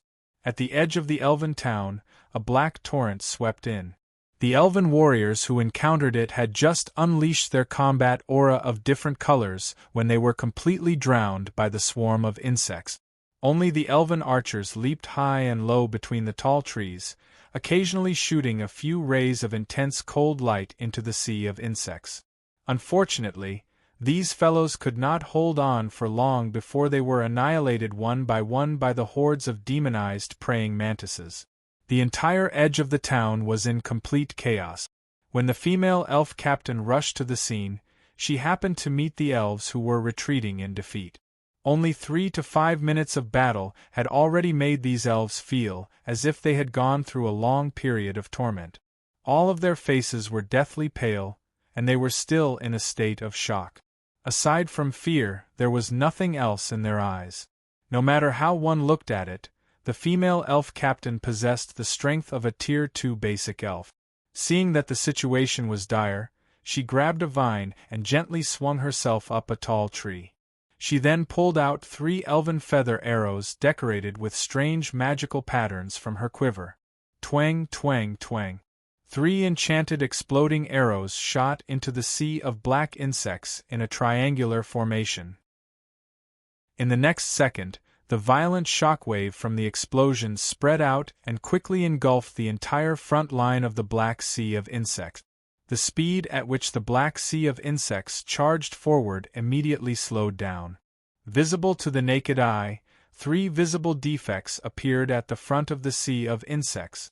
Against such a dense sea of insects, the ordinary elven arrows had already lost their miraculous effect of defeating the enemy.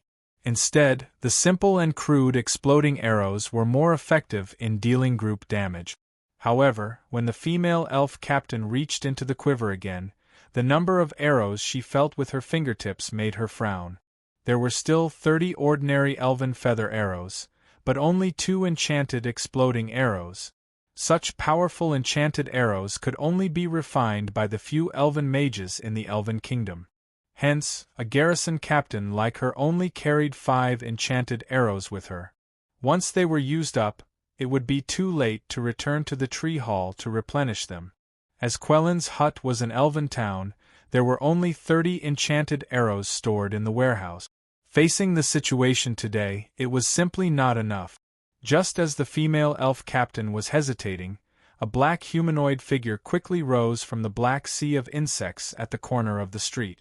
After the insect Lich Bliss condensed his body with the swarm of insects, he secretly peeked at the Tier 2 divine archer through the gaps between the branches. The other party was a Tier 2 divine archer, far beyond what he could kill. According to their previous agreement, the insect Lich Bliss mission was to control the swarm of insects to break through the defenses of the elven town and trap the elves in the sea of insects. As for the elves above Tier 2, they were all handed over to the vampires led by Mary to deal with. Hence, after seeing the Tier 2 divine archer, Bliss did not reveal himself rashly, instead waiting silently. Under his silent command, the black sea of insects paid no heed to the damage caused by the magic exploding arrows. They only slowed down for a moment before swarming forward once more. Meanwhile, the demonized mantises turned into streaks of black shadows, bypassing the Tier 2 divine archer and pouncing towards the center of the town. Faced with this situation, the female elf captain, who could see the entire situation, became increasingly anxious and furious. She moved like lightning, quickly flashing between the tall, ancient trees. The elven feather arrows in her hands were like streaks of magical lightning, chasing after the demonized mantises from behind. One of the demonized mantises could not dodge in time, and was actually pierced through the chest by an elven feather arrow, nailing it to a thick branch. With the vitality of the demonized mantises, such a small injury was not enough to kill them. The demonized mantis struggled with all its might, pulling the elven feather arrow out of its body bit by bit. At this moment, the female elf captain had already caught up to it, showering it with elven feather arrows. In the blink of an eye, the triangular head, chest, and the bulging abdominal sac of the demonized mantis were pierced by the elven feather arrow. It struggled with all its might for a moment, and finally died from its severe injuries. Making use of this short period of time, the remaining demonized mantises charged towards the tree hall in the center of the town without looking back, not caring about the casualties of their companions. The female elf captain's expression changed slightly. She lowered her body slightly, intending to rush back to rescue the mantises. But at this moment, a series of shrill cries sounded behind her. The enemy that could truly threaten her had finally appeared. Standing at the top of the tall tree, under the illumination of the cold moonlight, the female elf captain looked around and saw a few strange figures surrounding her. 3 human knights clad in strange blood-colored armor appeared in the north, south, east, and west. Each of them was strong and vigorous, with cold and sinister expressions. The scarlet cloaks on their backs fluttered in the night wind. Although their appearances were almost identical to humans, the female elf captain knew very well that they were not humans at all. That was because she had seen very clearly that these people were all transformed from some strange giant bat. The female elf captain slowly turned around, facing the beautiful and enchanting woman who descended from the sky with her gray bat wings gently flapping behind her back. The female elf captain was in a daze for some reason. She never knew that there would be a woman who could look so enchanting and enchanting. Looking at the other party's exquisite and beautiful face, looking at the other party's fiery curves, looking at the other party's strange appearance that was neither human nor monster, and looking at the other party's scarlet eyes. The female elf captain had to admit that such a woman was terrifyingly beautiful even in her own eyes. Her beauty was heartbreaking. Enchantment? After a moment of absent-mindedness, the female elf captain quickly regained her senses. This time, she finally saw through the other party's beautiful appearance. Tier 2. The other party was also a Tier 2. No. After looking around, the female elite leader was shocked to discover that the few female witches surrounding her were all Grade 2 witches. There was nothing to talk about between elves and witches. Thus, both sides only paused for a moment before charging at each other without hesitation. As if realizing that Mary was the leader of the group, the female elf captain didn't care about the attacks from the 3 Blood Knights at all. Instead, she focused all her firepower on the beautiful witch who had a natural enchantment. Both sides fought with speed, like a horse lantern under the moonlight, moving quickly through the forest. Because their figures were too fast, from afar, the entire forest was filled with illusory figures that were left behind by their flashes. The crisp sound of metal clashing also spread far and wide in the forest, as a Tier 2 elven archer, the female elf captain not only had enchanted explosive arrows, but also many other archery skills such as magic arrows, guided arrows, and arrow rain. While dodging and moving, the female elf captain's elven longbow vibrated continuously, sending arrows into the parts where the Blood Knight's armor couldn't reach. Unfortunately, after wasting nearly half of the arrows, the female elf captain was shocked to find that the other party was simply a group of immortal monsters. Even if an arrow pierced through their brains or slit their throats, these monsters would still fight with vigor. They pulled out the arrows, broke them, and threw them to the side. The bloody holes left by the arrows slowly healed under the layers of bloody aura until they were as good as new. Damn it, these monsters don't have any weaknesses. How could she kill them? However, at this moment, in the tree hall in the center of the town, a huge magical firework soared into the sky and exploded into a gorgeous firefly. Looking from afar, 2 hippogriffs could be seen quickly rushing up, carrying the elven archers on their backs and flying towards the distant sky water city. The Quellen's hut had finally sent out a distress signal. At this time, only half an hour had passed since the attack on the Quellen's hut. However, this half an hour was already like a year for the elves. Taking advantage of the time when the 3 Blood Knights were entangled with the female elf captain, Mary suddenly turned into a red blood mist and rushed to the side of the enemy, engulfing it. Both sides were entangled in the thick blood mist. With a few angry shouts and the sound of bowstrings, 2 huge balls of fire exploded in the blood mist. A moment later, Mary flapped her bat wings and slowly rose into the sky. She held the female elf captain's waist with one hand and held her head with the other, lying on her neck and sucking on it. The 2 huge bloody holes on Mary's shoulder and right thigh quickly healed under the lingering bloody aura. As long as Mary was patient, it wouldn't be a problem to take down the female elf without any losses. However, being in enemy territory, a long night was fraught with trouble. So, Mary showed an opening and provoked the enemy to use the 2 remaining enchanted explosive arrows to deal with her. In this way, taking advantage of the gap when the enemy was focused and shooting, Mary successfully broke through the enemy's side and captured her. While Mary sucked the sweet blood out of the other party's body with all her might, she also silently returned a trace of her origin blood. Under Mary's strong control, this trace of blood source slowly seeped into the enemy's brain through the enemy's blood circulation system. There, the origin blood slowly mutated into an indiscernible cocoon of blood, trapping a part of the brain inside. Chapter 666. The production of faith energy was very strange, and the existence of faith was even more elusive. Due to years of opposing the gods, there was no lack of strange wizards who studied the gods. Through meticulous and comprehensive experiments, they had a preliminary understanding of the communication method between the believers of the gods and the god. They discovered that everything seemed to be related to a brain node called the faith channel. When a normal living being became a believer of the gods, their god would leave a strange mark in their soul. This mark was like a magical switch. As long as the believer was in a pious state of prayer, it could establish a small but stable spiritual channel between the believer and the god, completing the transfer of faith energy. Of course, this faith channel worked both ways. When a believer opened their heart, their body, mind, and everything in their soul would be revealed to the god.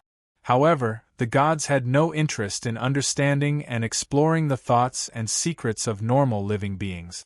Through a large number of experiments and research, wizards discovered that as long as they could find a way to seal off a part of the brain of a believer of the gods and cut off the link between them and the god, they would only need to use a bewitching spell to trick a believer into changing their faith.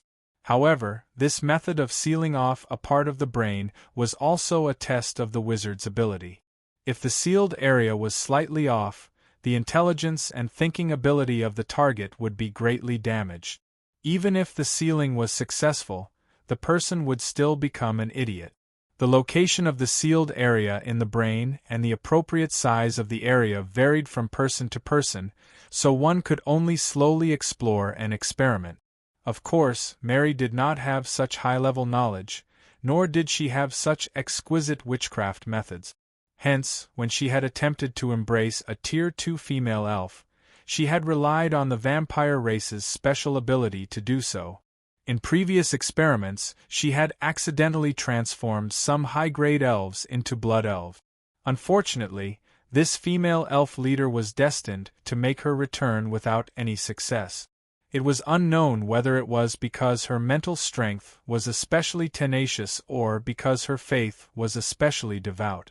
In short, when Mary's embrace was in progress and the blood cocoon was about to perfectly cover the path node, the female elf's soul undulations suddenly erupted with a wave. The ripple was very weak, and it was completely sealed by the blood cocoon in the blink of an eye. However, it had unknowingly alerted a strange existence tens of thousands of miles away. Silsa, who was whispering with Goddess Miwei in the moonlight shrine, suddenly stopped talking and silently turned her head to look and sense somewhere in the southwest. "Sister Sylvia, what's wrong?" Miwei asked in confusion. After a moment of hesitation, a hint of anger appeared on her face. "Just now, a high-ranked believer and I lost our connection," Yi Zichen said. She spoke very casually and vaguely. If it were any other mortal, they might not even be able to understand the meaning behind it.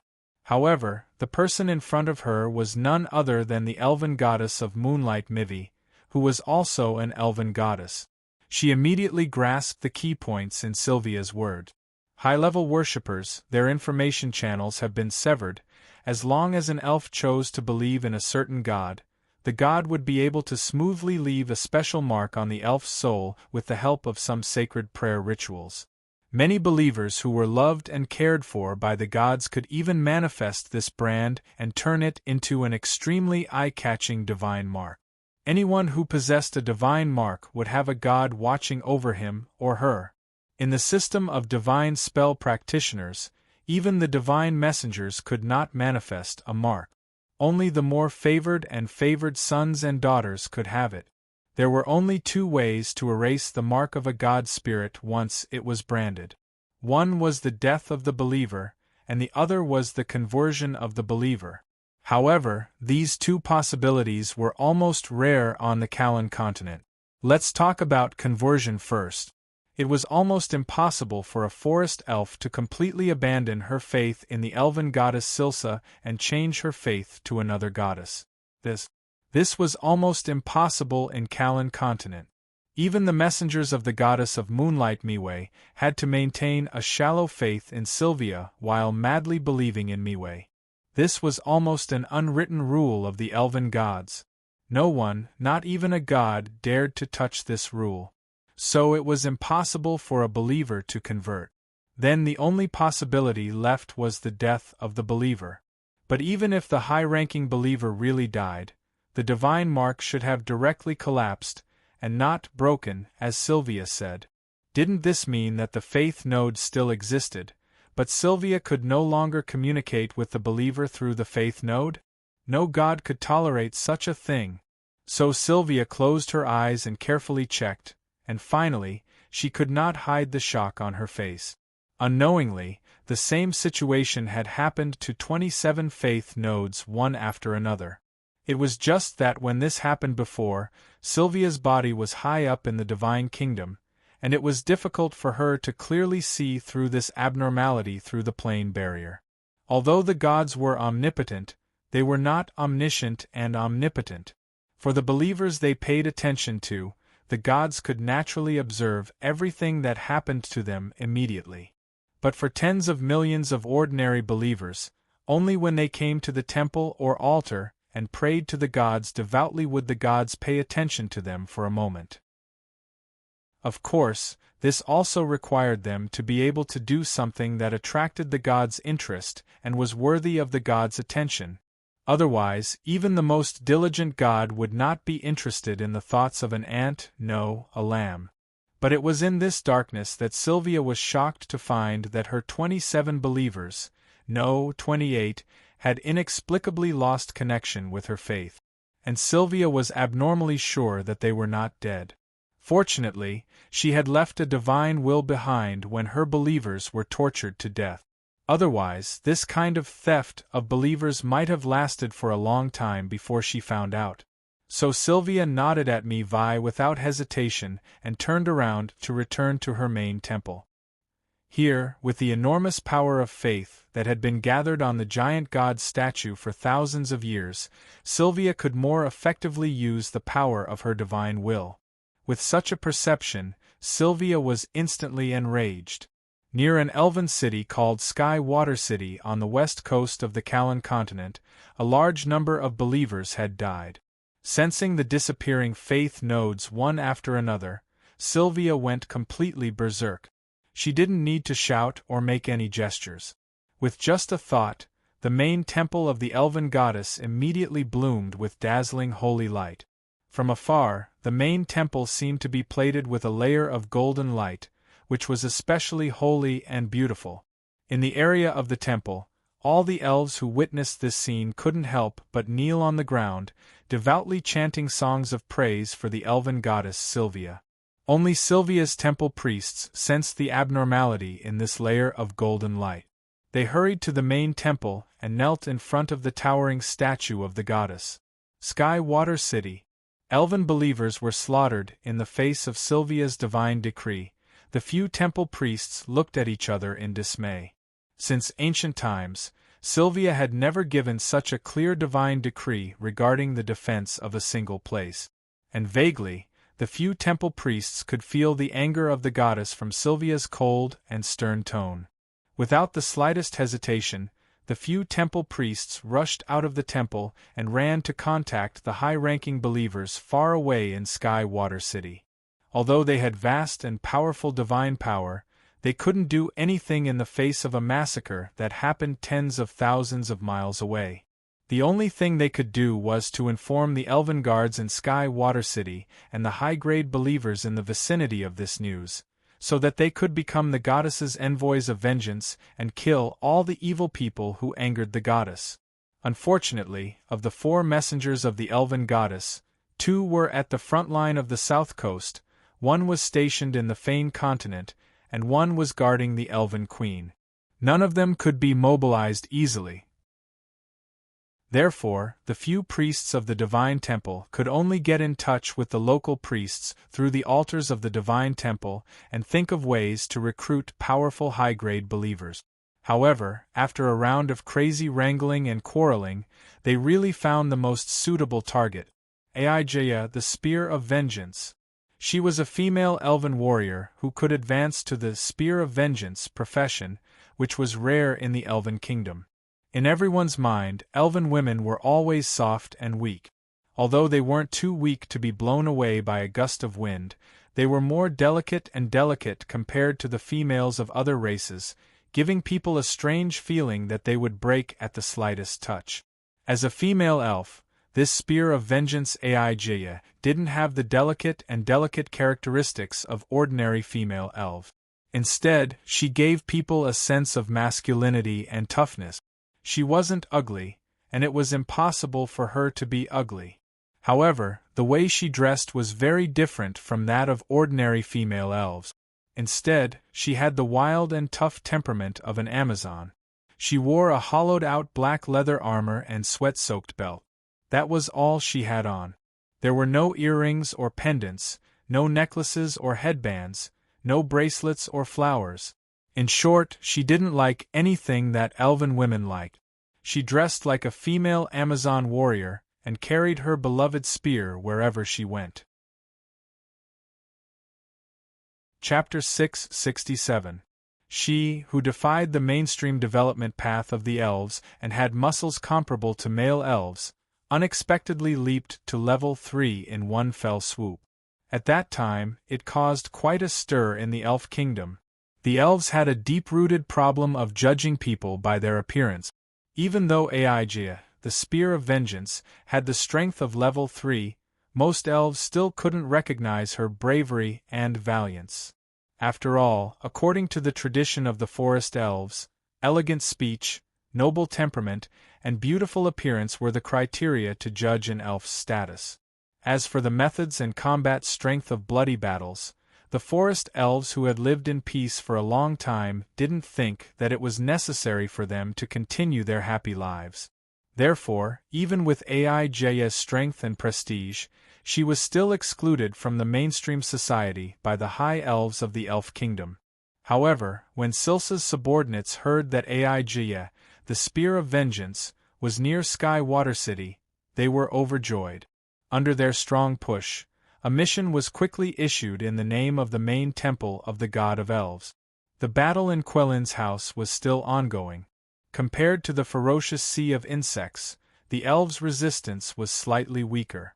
Due to the lack of strong fortresses and insurmountable natural barriers, the wide and flat forest paths, tree bridges, and crisscrossing rattan ropes in this elf town became a broad path for the insects to pass through. The elves' activity space was getting smaller and smaller. Most of the elves were even forced to the treetops and relied on the dense cobweb-like rattan ropes and tree bridges to move quickly on the tall ancient trees. However, at this moment, the swift demonic mantises with a series of phantoms behind them became more and more terrifying. They were like vicious wolves lurking outside a flock of sheep, rapidly approaching the elves who were struggling to resist under the cover of the dense treetops. Once they seized the opportunity to pounce, their lightning-fast flying speed and sharp sickle forelimbs that were comparable to magic weapons almost completely suppressed the elven sword dancers and archers. While the forest elves were still running on the treetops, the mantises madly caught up to them and chopped off the treetops one by one. The elves who fell off the treetops didn't have the chance to stand up again before they were overturned by the swarm of insects. Even if they resisted with all their might, it was difficult for them to escape the tragic fate of being bitten by thousands of insects. Blitz, who was hidden in the sea of insects, didn't seem to care about the casualties of the elves. He used the insects as cover to devour many elven warriors. As for the ordinary elves, they were dragged underground after being bitten to death. Their white eggs were stuffed into their bodies. Many of the elves' corpses were already swollen like rubber balls.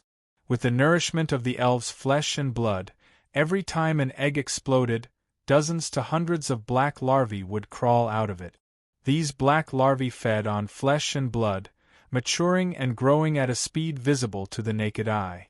When the sticky liquid on the surface of their bodies solidified into a tough shell that could not be damaged by blades, they would crawl out of the ground and join the mighty swarm of insects. It was precisely by relying on this method of instant reproduction and instant maturation that not only did the boundless black sea of insects not shrink after the battle began, they even showed signs of flourishing. Other than having sharp fangs and limbs, the insect swarms in the past did not have any powerful abilities or means. But now, as the insect Lich Blitz's strength increased, the insect swarms had also evolved some strange abilities. The current insect Lich Blitz was only at grade 1, and the only ability he could bestow upon the insect swarms was burrow. Such a large insect army was able to hide from the elven patrols and flying scouts, sneaking all the way to this Quillen's hut because of the insect swarm's ability to burrow. One could imagine that as Blitz's abilities improved, the insect swarms would also gain new combat abilities. If the insect swarms were soldiers under Blitz's control and command, then the demonized mantises were the generals and heroes of the swarm. Although they were few in number, each of them possessed powerful combat abilities that far surpassed ordinary insects. Just the current demonized mantises alone had many strange abilities such as burrowing, flying at top speed, flickering shadows, killing ferociously, and confinement spells. They were like assassins hidden in the insect swarms. Once they reached the enemy's side, it would be extremely difficult for the enemy to escape unscathed. The strange confinement spell was like an invisible shackle. As long as the demonized mantis's scythe-like forelimbs were stained with the enemy's blood, the enemy would never be able to escape. The only way to escape was to kill these demonized mantises. In fact, if one were to compare the number of Grade 1 warriors between the insect swarms and the elven guards, the guards of Quillen's hut would definitely be able to defeat the less than 30 demonized mantises. But under the relentless onslaught of the insect swarms, the elves simply could not defend themselves, let alone form a formation to resist the demonized mantises. One by one, the elven swordsmen and elven archers were scattered by the insect swarms, and could only escape in 2s and 3s using the trees. With such a loose team, once they encountered a swarm of demonized mantises, they naturally had no chance to retaliate or resist. As long as the demonized mantises were forced off the trees, the swarm of insects would naturally devour any opponent. In such a one-sided battle, the demonized mantises would occasionally face the elves' courageous counterattacks. From the beginning of the battle until now, 3 demonized mantises had died on the battlefield, but the elves had already lost over 100 Grade 1 warriors. As for the elven powerhouses who performed exceptionally well, as long as they showed themselves on the battlefield, Mary and a group of Blood Knights would take advantage of the situation and kill them. No matter how strong the elven powerhouses were individually, as long as they had not reached the invincible Grade 3 level, they would not be able to withstand the encirclement of multiple Grade 2 vampires. Apart from Mary and the 3 Blood Knights, there was another group of blood elves with strange abilities in the red cloud floating above the forest. There were only 17 blood elves, and only 3 of them were Grade 2. The new Grade 2 blood elf was the female elf leader that Mary had just embraced. At this moment, there were not many changes to her body, appearance, and weapons. The only obvious change was that her eyes were blood-red. This female elf, who had previously fought bravely for the forest elves without a care for her own safety, had now transformed into a cold and ruthless blood elf archer. The arrows that were imbued with blood-red energy streaked across the sky, and with every arrow, an elf would fall from the trees with a shrill cry.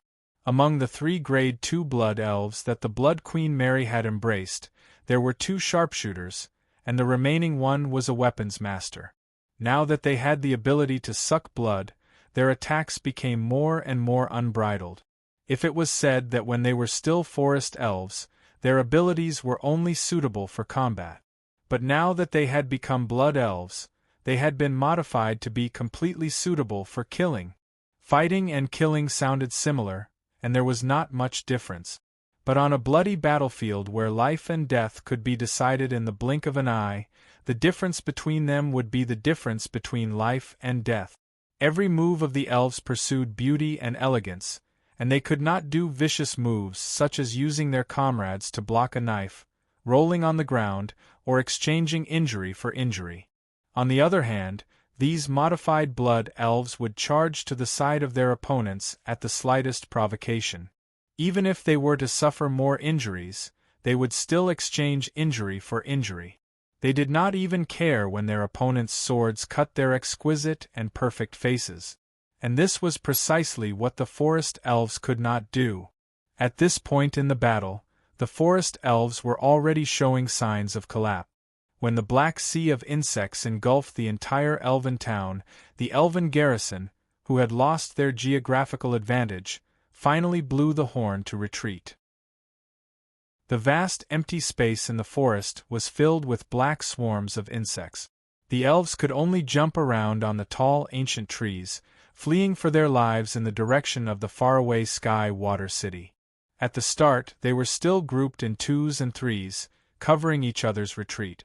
However, when the horde of demonized mantises launched a surprise attack, these loose troops were instantly torn apart. The elves could only give up on the thought of resisting, turning around and fleeing frantically. On the tall ancient trees, the black figures of the demonic mantises were like terrifying death gods roaming the battlefield. Wherever they went, the elves that were caught by them could only desperately counterattack and cause some damage to them. There was no way for them to escape.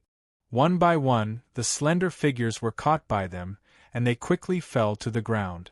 What was left was an indescribably tragic scene that repeated itself again and again, with the demonic mantises around. There were very few elves that could escape from the Quilling's hut. However, the 3 tree warriors that were the guardians of the elven town had also brought extremely terrifying casualties to the insect army. Whether it was the insect swarm or the vampire swarm, they did not have powerful long-range attack. Thus, when faced with the thick-skinned tree warriors, they could not think of any other way to deal with them other than using the swarm of insects to drown them. In the end, the insect army commanded by the insect Lich Bliss cut down the 3 death warriors that were left behind at the cost of 50,000 casualties. It only took an hour and a half for the insect demon allied army led by Mary and Bliss to defeat the elven garrison. Then, they spent another hour chasing and killing the 3 tree warriors. By the time they returned to the Quilling's hut, a full 3 hours had passed.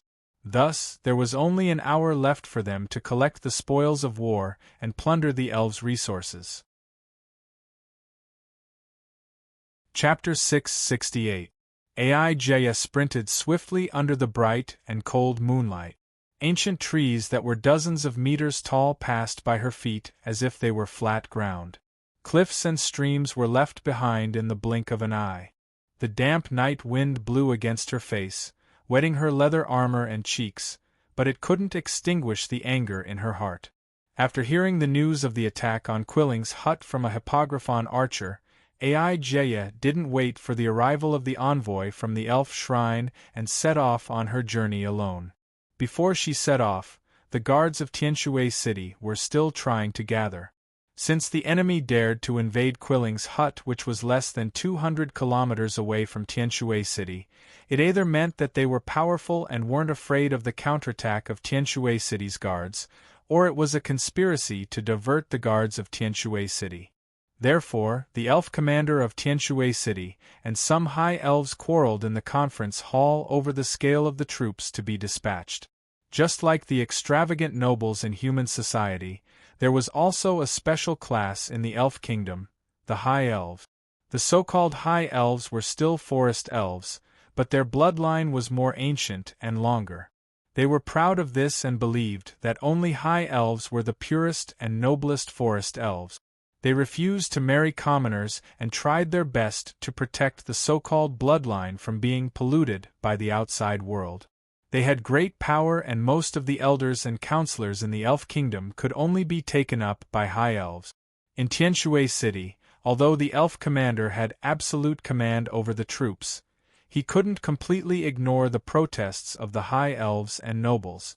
As soon as he received the news of the attack on Quilling's hut, the elf commander planned to send all the air forces to support the Quilling's hut and the ground forces to the minimum. Unfortunately, due to the high elves' protests, the types and numbers of troops dispatched were reduced.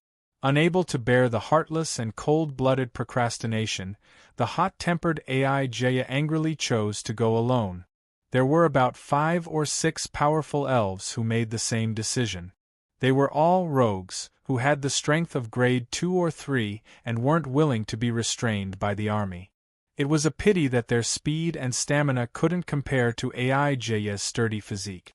Therefore, they were soon left far behind by the vengeance spear. Walking in the forest under the pure and beautiful moonlight was a kind of heroic and passionate feeling. If Aijaya wasn't worried about her clansmen, she would have thrown her head back and roared at the sky, looking for a powerful demonic beast to fight. Aijaya, the Spear of Vengeance, might not be famous among the elves, but among the magical beasts in the central mountain range, she was known as the Mad Woman. Whether it was the powerful twin-legged flying dragon king, the berserk giant ape with boundless strength, or the sly and cunning silver-tailed fox, they had all been harassed by her to the point where they wanted to cry but had no tears. As for the other magical beasts, as long as they had a bit of reputation and prestige, she would come to challenge them. It could be said that Aijaya, the Spear of Vengeance's terrifying combat skills came from thousands of life-and-death challenges. The big and small wounds and scars all over her body were the best proof of her craziness and fighting spirit. Although the forest elves were the masters of the Sapphire Continent, it was still very dangerous to cross the magical forest under the moonlight. Every night, the wild beasts and vicious beasts that hid in the caves during the day would come out of their nests and search for fresh meat in the depths of the dark forest. Most of the wild beasts were affected by the force of nature and wouldn't attack the forest elves on their own initiative. However, some vicious beasts would attack the elves out of hunger or under the influence of tyranny. Therefore, under normal circumstances, the forest elves would abide by some unwritten rules and wouldn't approach or cross the territories of the vicious beasts at night. However, such rules were useless to Aijaya. She even threw her head back and let out a long roar as she sprinted, taking the initiative to challenge the king of the magical beasts in the nearby forests. Unfortunately, the magical beasts were already familiar with her voice and aura. Therefore, not only would the roars of the magical beasts not respond to her, but the forest would also become quiet. All the magical beasts would temporarily stop hunting and hide in the deep bushes, hoping that this she-devil would leave their territory as soon as possible. Even with Aijaya's physique, she was drenched in sweat after running for 200 kilometers in the forest. As she gradually approached Quellin's hut, she began to meet some elves who had escaped from there. From them, Aijaya painfully heard some of the worst news. A towering fire had turned the former elf town into a terrifying field of raging flames. Before entering Quellin's hut, the heat waves and lingering flames were enough to force people to step back, not daring to get close to the fire. Several elves who had escaped from here fell to their knees at the edge of the fire in agony, crying bitterly and heartbroken. Beside them, Aijaya walked into the fire resolutely with a purple aura around her body. Quellin's hut was a medium-sized elf town. The central area was made up of 20 to 30 large ancient trees with crowns reaching up to 100 meters tall. The huge shade of the trees stretched as far as the eye could see. Unlike the straight and flat roads in human settlements, the elves' villages and cities rarely had any wide and flat roads. The elves' houses and buildings were built at the joints of the thick branches of the tall ancient trees, and they relied on tree bridges and rattan ropes to get between them. But now, this beautiful and prosperous elf town had been burned to the ground by evil enemies. Every ancient tree within a radius of 3 kilometers was swallowed by the sea of fire, twisting and struggling in pain in the raging flames. Under the illumination of the towering flames, Aijaya walked in the sea of fire with a solemn expression. She used her violent sacrifice warrior energy to force away the flames lingering around her, and her eyes flashed quickly, searching for the enemy. The enemy obviously hadn't gone far.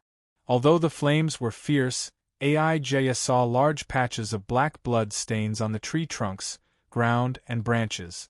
Around the tree warriors in the center of the town, Aijaya saw black beetle carcasses that covered the entire forest. The tree warriors had obviously fought to the last moment of their lives. Beside their collapsed torsos, a thick layer of beetle carcasses almost covered half of their bodies. Their torsos were covered with countless large and small scars. And at the edge of this tragic battlefield, Aijaya found a small pile of ashes. Aijaya squatted beside the ashes, grabbed a handful of ashes with her right hand and rubbed it. The ashes fluttered in the air as if they were weightless. It was a small pile of ashes that were almost completely burned out. Aijaya couldn't help but narrow her eyes. In such a fierce fire, it wasn't unusual to see some ashes after burning. But to burn anything so thoroughly without leaving any bone residue or minerals behind was very strange.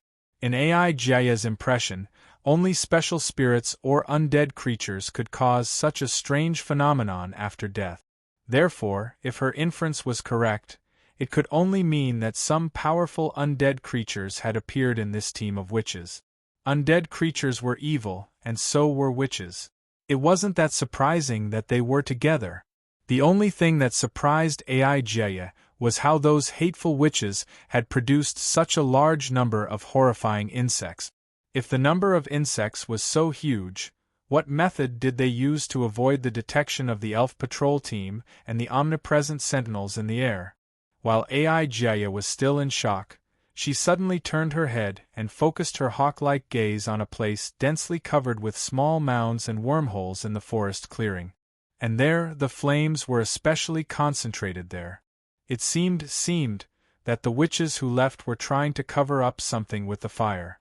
Aijaya tiptoed and arrived at the clearing in the forest in the blink of an eye. As soon as she stepped on the ground, Aijaya's expression changed slightly. There was a hole in the ground, and the sound of stepping on it was slightly different from the sound on the ground. Without hesitation, Aijaya leaped high, and a spear instantly appeared in her hand from the leather bag on her back. She inhaled and circulated her strength in the air, and the violent purple sacrifice warrior energy quickly gathered on the spear. In the next second, a purple shadow that was hard to be seen by the naked eye crossed the distance of more than 10 meters and exploded in the center of the clearing. The violent and ferocious shockwave suffocated the sea of fire around the clearing, and the scorched land instantly collapsed into a huge pit. When the dust settled, a shocking scene appeared in the pit. Aijaya, the spear of vengeance, was instantly filled with rage. At the bottom of the pit was a pile of flesh, blood, and bones, as well as a horrendous, pungent mucus. Among the debris were many white insect cocoon fragments and dying larvae that hadn't developed yet. Looking at the strangely shaped bones, Aijaya could almost picture what they looked like when they were alive, and she could also imagine the tremendous pain they had suffered at that moment. Roaring angrily at the sky, Aijaya kicked the ground with one foot and leaped into the air. The spear of vengeance in her hand flashed quickly, and a ring of explosions surrounded the deep pit. Under her intentional control, the shock wave of the explosions surged to the periphery, and in a flash, the center of the sea of fire in the town was cleared. The witches had set the fire here because they didn't want the elves to find out about their evil deeds, but they didn't expect Aijaya to come so quickly and in such a hurry. Aijaya forcibly extinguished the fire around the deep pit with her violent strength, then turned around and sprinted southwest of the town. The enemy hadn't gone far. Chapter 669. The dark forest was filled with a deathly silence, and only a strange rustling sound could be heard. As he led the insect army through the magic forest, The battle cries of fierce magical beasts and demonic mantises could be heard from time to time. The weaker beasts and birds had sensed the arrival of the insect army, and had long avoided them. Only the brainless magical beasts that lacked keen intuition would ignore the power of the insect army, and brazenly charge out to defend their territory or nest. Unfortunately, they had come out, and they would stay forever. It seemed that Madame Mary was not optimistic about this hunt. After the battle ended, she hastily cleaned up the battlefield and left with the vampires. Although Blitz, who was left behind, had done his best, it still took him 1.5 hours to sweep through the elven town. Now, he had to command the insect army to sweep away more than 30 carefully selected elves and a large number of rare resources. It would be difficult for him to sneak around like he did when he came. Hence, Blitz had no choice but to march on the ground, and scatter a large number of demonic mantises on the periphery to drive away the magical beasts and plants that did not have eyes. When the insect army quickly flowed past a half-meter deep and crystal-clear stream, Billis, who was standing on the shore, suddenly turned his head around and looked at the distant battlefield with blazing flames. The 30 miles of forest made it impossible for him to see everything in the distance, but the sudden energy wave made him frown. So fast? Less than half an hour after he led the insect army away from the hut in Quillins, there was a trace of movement at the scene of the fire. No matter what, this was not a good thing. Running 30 miles in half an hour, and with the danger of the forest at night, it would be difficult for an ordinary person to track the whereabouts of the insect army. But the same thing happened to the elves, and Blitz was no longer so sure. Sensing the traces of the energy wave coming from afar, Blitz's expression became a little gloomy. He could still feel the aftermath of the energy explosion from 30 miles of forest and mountain road. It was imaginable how much anger was contained in that attack. From the analysis of the intensity of the energy, there was a 70% chance that it was at the pinnacle of Grade 2 and a 30% chance of Grade 3. No matter which one it was not something he could handle with his current strength. Without saying a word, Bug Witch Bliss gave a series of orders to every corner of the insect swarm. Thus, after crossing the stream, the large swarm of insects continued to move quickly. A group of a few thousand black beetles stopped and began to lie in ambush on this side of the shore. Blitz even left a demonic mantis behind just in case. Before the swarm could even run 15 miles away, the ambushers left behind had already found their prey. Unfortunately, this prey was like a berserk beast. It instantly cleaned up the tail left behind by Blitz. The other black beetles died too quickly. Before they could completely rush out from their hiding places, they were met with energy spears that pierced through the air. Yes, it was an energy spear throw, not a physical spear throw. These energy spears were imbued with incomparably violent purple do-chi. Once they came into contact with an object, they would cause a terrifying energy explosion. That was why the valiant and vigorous female elf only needed to leap into the air and lightly vibrate the vengeance spear in her hand to release streaks of beautiful purple spear shadows that shot into the swarm of insects. The beetles that Bliss had catalyzed all had tough carapaces that could withstand a certain degree of physical damage. But against such a violent and ferocious do-chi energy attack, it was clearly a little lacking. Before the 1,000+ black beetles could completely surge out, they were annihilated by the energy spears that exploded one after another. With the help of the eyes of the demonic mantis hidden in the dense treetops, Bliss finally saw the true face of the enemy from a dozen miles away. A female elf. A muscular and lithe female elf that did not lose to a male, especially when she stood in the air and roared as she threw the spears with all her might. That domineering aura that assaulted his face made even Bliss shudder. But just as Bliss was spying on the enemy, the fierce female elf standing in the air suddenly swept her gaze across. An incomparably fierce and furious gaze fell on the body of the demonic mantis through the dense branches and leaves. Not good. Bliss immediately knew that something was amiss and hurriedly controlled the demonic mantis to dodge. But it was too late. Under his terrified gaze, a wooden spear with violent purple dough-chi crossed 100 meters of the forest and pierced through the demonic mantis chest, nailing it to a tree trunk. The violent dough-chi on the spear erupted in an instant, enveloping the space within 3 meters in a purple wave. The demonic mantis was obliterated. Meanwhile, the insect witch Bliss, who was several kilometers away, staggered as the purple wave almost reached his main body through the spiritual connection. An enemy had actually killed a Tier 1 intermediate demonized mantis with a single hit. This horrifying reality caused Bliss' hair to stand on end. Grade 3. Definitely a Grade 3. There was even a possibility that it was a Grade 4 powerhouse. Without hesitation, the insect army that was carrying the elven captives and supplies immediately moved. 23 demonic mantises charged into the midst of the elven captives, their sharp sickle forelimbs piercing through the thighs and abdomens of the elves one after another. All the elven captives abruptly fell to the ground, screaming and groaning in pain. For a moment, the dense forest was filled with the sounds of painful groans.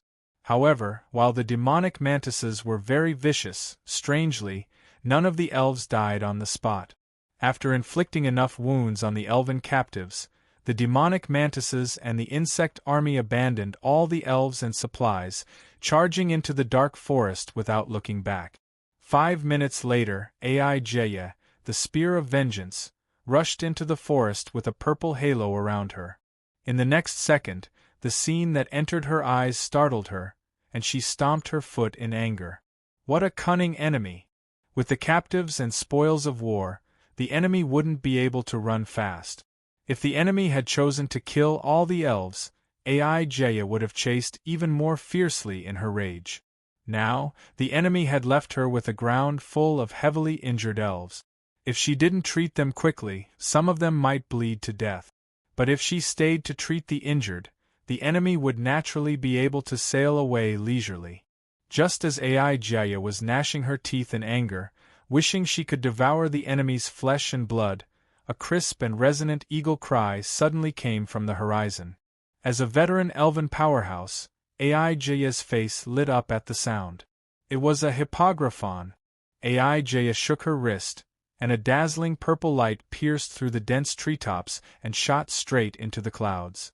With this clear target as a guide, the rising and falling eagle cries rapidly drew closer to this place. A moment later, the ancient tree above them trembled slightly, and a few agile figures flew down from above. "It's Madame Aijaya. We found Madame Aijaya. The captives are here too. Everyone, come down." A clamor sounded, and more forest elves leaped down from the trees. These elves were obviously from Sky Water City. Their strength might be average, but riding on their hippogriffs, they weren't much slower than Aijaya. Their arrival had solved a big problem for Aijaya. At the very least, she wouldn't have to do chores like treating and saving people anymore. "Leave some of you to treat the injured. The rest, follow me and kill those bastards." Aijaya roared and soared into the treetops. There, on top of the luxuriant treetops, there were many 4-meter-long hippogriffs covered in hard horn feathers, lying quietly on the thick branches of the trees. When they saw Aijaya approaching, all the hippogriffs shifted their bodies uneasily. Their hawk-like sharp gazes stared viciously at the rude intruder. Although the hippogriffs were tamed flying mounts, ordinary people couldn't ride them. The horned eagles were also very resistant to strangers that they were not familiar with. But time was of the essence, and Aijaya didn't have the time to argue with these beasts. She snorted, purple fighting aura swirling around her body. In an instant, she used the powerful aura of a Grade 3 powerhouse to suppress these restless fellows. In a flash, she leaped onto the largest and sturdiest of the hippogriff. Go, under her cold pressure, even though the horned eagle was extremely unwilling, it could only stomp on the ground, its giant wings flapping the air with all its might. It only managed to barely soar into the air after expending a great deal of effort. Normally, hippogriffs would choose soft and lithe elven girls. Coupled with light leather armor and a bow and arrow, the hippogriffs were able to control their weight. Aijaya, the spear of vengeance, was a sturdy, barbaric fellow that could rival a man. Her body was covered in belts and leather pouches. She had arm blades, short knives, javelins, daggers, and all sorts of other melee weapons. Allowing such a large man, who was overweight and armed to the teeth, to ride on the horned eagle would be a disaster for the large bird. It flapped its wings in pain, trying its best to maintain its altitude and glide quickly in the night sky. Aijia didn't care about the hippogriff's cries of protest. Her sharp eyes quickly scanned the dark illusory forest below her. Suddenly, she tilted her head, as if she had heard a strange sound in the forest. She flicked the hippogriff's head with her javelin, and the hippogriffs immediately changed their course. As soon as they approached the rustling sound, Aijaya raised the javelin in her hand high up, instantly condensing a dazzling purple glow. With an angry roar, the javelin shot down like lightning, disappearing into the pitch-black illusory forest. Die. Chapter 670. A game of cat and mouse was being played in the depths of the illusory magic forest. In a dark shrubbery, the black soil suddenly burst open, and a large swarm of black beetles surged out from within, gradually forming a strange humanoid shape. After the insect which Bliss appeared, he sensed the other bait from afar, and his expression immediately turned ugly. In order to avoid the pursuit of that powerful elf, he had already sent out 4 groups of decoy soldiers to escape to different areas, but now he could only sense 2 of them. In other words, during the time he was trying his best to escape, 2 insect armies of more than 10,000 had been completely annihilated one after another. Along with the annihilation of these 2 groups of insect armies, there were also 6 demonized mantises. After all, the demonized mantises were his standard guards. If he didn't arrange for them to be part of the decoy soldiers, it would have been very difficult to fool the forest elves who treated the illusory magic forest as their home. Under the intimidation of that powerful elf, the insect which Bliss didn't dare to show himself. He could only frequently cut off his tail like a lizard, trying to lure the enemy away and escape. Unfortunately, the speed of the insect army moving underground was too slow. Even if the elves were led astray, they would quickly eliminate the decoy soldiers and find new information about the insect army. Those accomplices of the horned eagle archers usually didn't dare to appear in front of the demonized mantises. Now they were swaggering through the air above the vast forest, using the whispering spell, plant communication, animal communication, and other strange skills to search for the whereabouts of the largest insect army. The illusory magic forest was the home of the forest elves after all. Here they had too many ways and means to find traces of outsiders. Therefore, after being forced out of the ground, the insect which Bliss made up his mind. He split the remaining 120,000 insect army and 18 demonized mantises into 4 groups. They didn't travel underground anymore, but ran through the forest and ran in 4 different directions. At this time, the entire illusory magic forest was filled with large groups of insect armies running and hunting without restraint. The demonized mantises that followed the groups all used the plant invisibility ability to hide in the treetop. When the elf archers rode on their horned eagles and flew past the treetops, they would suddenly attack. Relying on this method, the hundreds of miles of illusory magic forest were filled with elven archers being ambushed and killed. Aijaya, the spear of vengeance, led an elite team of archers to put out the fire. Wherever large groups of insect armies or demonic mantises appeared, they would quickly rush there with the help of the hippogriffs. Be it the densely packed insect army or the cruel and cunning demonized mantises, they were all ants that could be destroyed with a wave of her hand in front of the spear of vengeance. Even if Blitz gathered all the demonic mantises to attack Aijaya, it would only make her slaughter a little easier. It would be difficult to deal any damage to her with such a small number. It was because of this that Blitz decided to disperse the formation of the demonized mantises, allowing them to fight on their own, avoiding the elves and powerhouses that were in groups, and targeting the lone ones. Although this wouldn't stop the demonized mantises from being destroyed, it would at least distract them and slow down their destruction. After making such a huge sacrifice, the insect Lich Blitz led a 30,000-strong insect army and 6 demonized mantises to escape towards the southeast. During the escape, the insect army had been moving towards the edge of the west coast with all their might. Blitz was worried that his movements were already known by the elves, so he could only send 2 groups of soldiers in that direction while he led the army towards the southeast. Perhaps his diversion tactic worked, as a large number of hippogriffs were indeed confused by the complicated situation of the enemy and focused their main force on a few groups of soldiers. This gave Blitz enough time to escape. After retreating to a safe area with a group of elves, he suddenly launched an all-out counterattack. With the help of 6 demonized mantises and the 30,000-strong insect army, the insect Lich Blitz killed a dozen hippogriffs that were chasing after him, before escaping into the forest in the distance unwillingly. When the Spear of Vengeance, Aijaya, heard the news and rushed to the scene, the strange insect army was long gone. The enraged Aijaya immediately ordered the elves that followed her to return to Sky Water City to report the situation, and sent the nearby elven city guards to stop them. As for herself, she continued on her journey alone, following the traces left behind by the insect army into the forest. This was a rocky wasteland adjacent to the coastline. On one side was the raging tides, and on the other was a sparse, low forest. The illusory forest had only extended to this point, and the tall ancient trees were nowhere to be seen.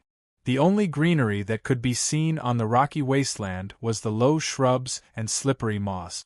In an extremely secluded cave at the edge of the coastline, a large group of vampire bats were hanging upside down on the cold, damp cave wall, huddled together. 6 young men and women sat with their backs ramrod straight beside a fire pit that had been dug out.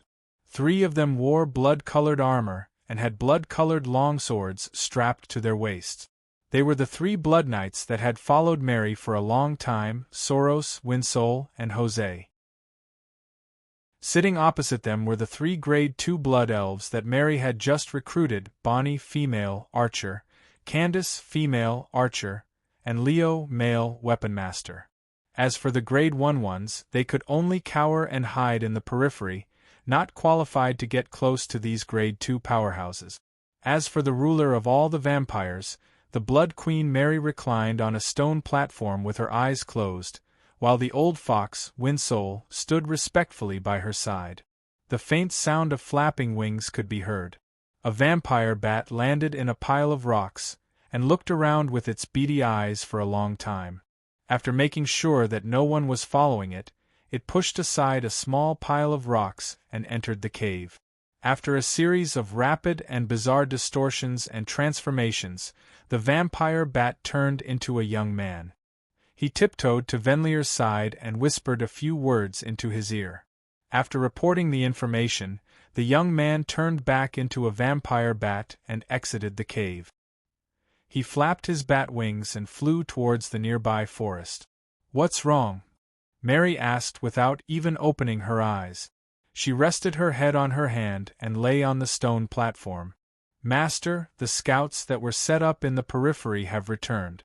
The number of patrols by the elves today is halved compared to yesterday. What do you think?" Winsole hurriedly bowed. Mary hesitated and opened her eyes. "What about Bliss?" "Lord Bliss has already sent 3 requests for help." The old fox, Winsole, smiled bitterly. "The vengeful spear is hot on his heels. I heard that Lord Bliss's insect army has less than 20,000 left." After days of investigation, the vampires had already figured out the specific details of that powerful elf. "Do you think we should go and help him?" Mary narrowed her eyes. Her ruby-like crimson pupils flashed with a faint cold light. "Lord Bliss is also a combat wizard that the master of the family has put in a lot of effort to cultivate.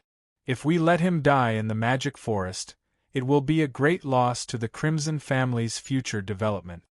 Winsoul still had a gentle smile on his face. Then, you mean rescue? Mary smiled faintly. Of course we will. Winsoul also smiled. But if we go and help him directly, I'm afraid it won't help. It might even attract the attention of the vengeful spear.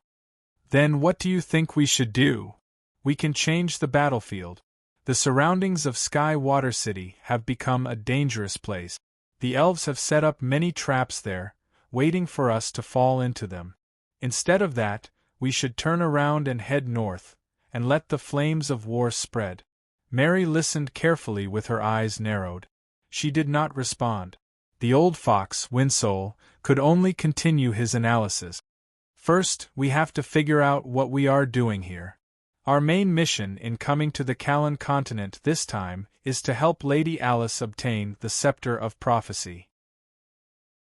In order to do that, we must mobilize the powerhouses and elite troops in the central mountain range of the Elven Kingdom.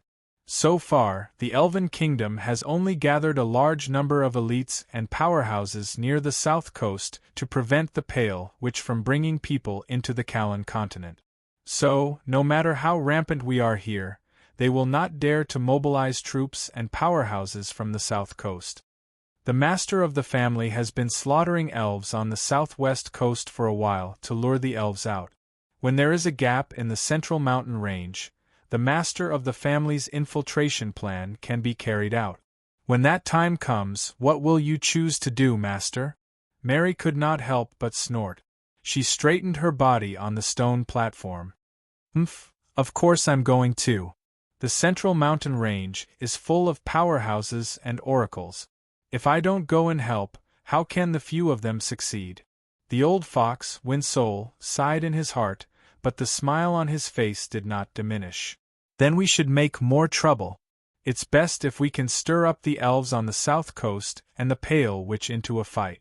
By then, the master of the family may face less pressure.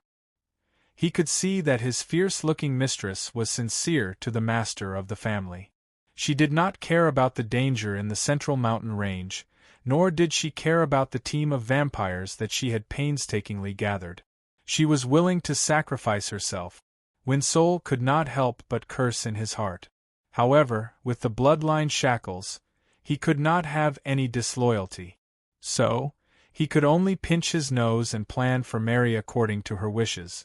After all, he was the one who designed the plan. No matter how the situation developed in the future, he could not let himself fall into a desperate situation. Chapter 671. Callan Continent, Greenwater City. As the largest elven city near the south coast of the Elven Kingdom, almost all the powerful servants and powerful flying forces of the entire elven race gathered here. Here, they had a unified name and title, Windrunner Force.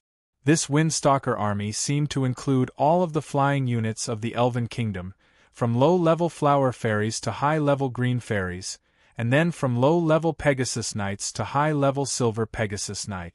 There were also groups of Hippogriff Archers, Chimera Demon Beasts, Windhawk raiding teams.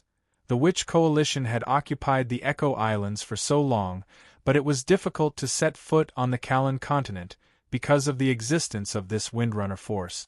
However, the Windrunners were, after all, just Grade 1 and Grade 2. If they wanted to deter those high-level witches, they had to rely on the elven oracles sent by the major temples in the central mountain range and the powerful elves recruited from all over the world. In Greenwater City, there were as many as 5 Grade 4 powerhouses, and more than 20 Grade 3 powerhouses. It was because of their powerful deterrence that the Grade 4 Pale Witch entrenched in the Echo Islands did not dare to act rashly. Otherwise, the casualties caused by the witch disaster to the elves on the periphery of the Callan continent would be much more than this. In the past, every time the witch disaster broke out, the forest elves of the Callan continent had to suffer terrible casualties.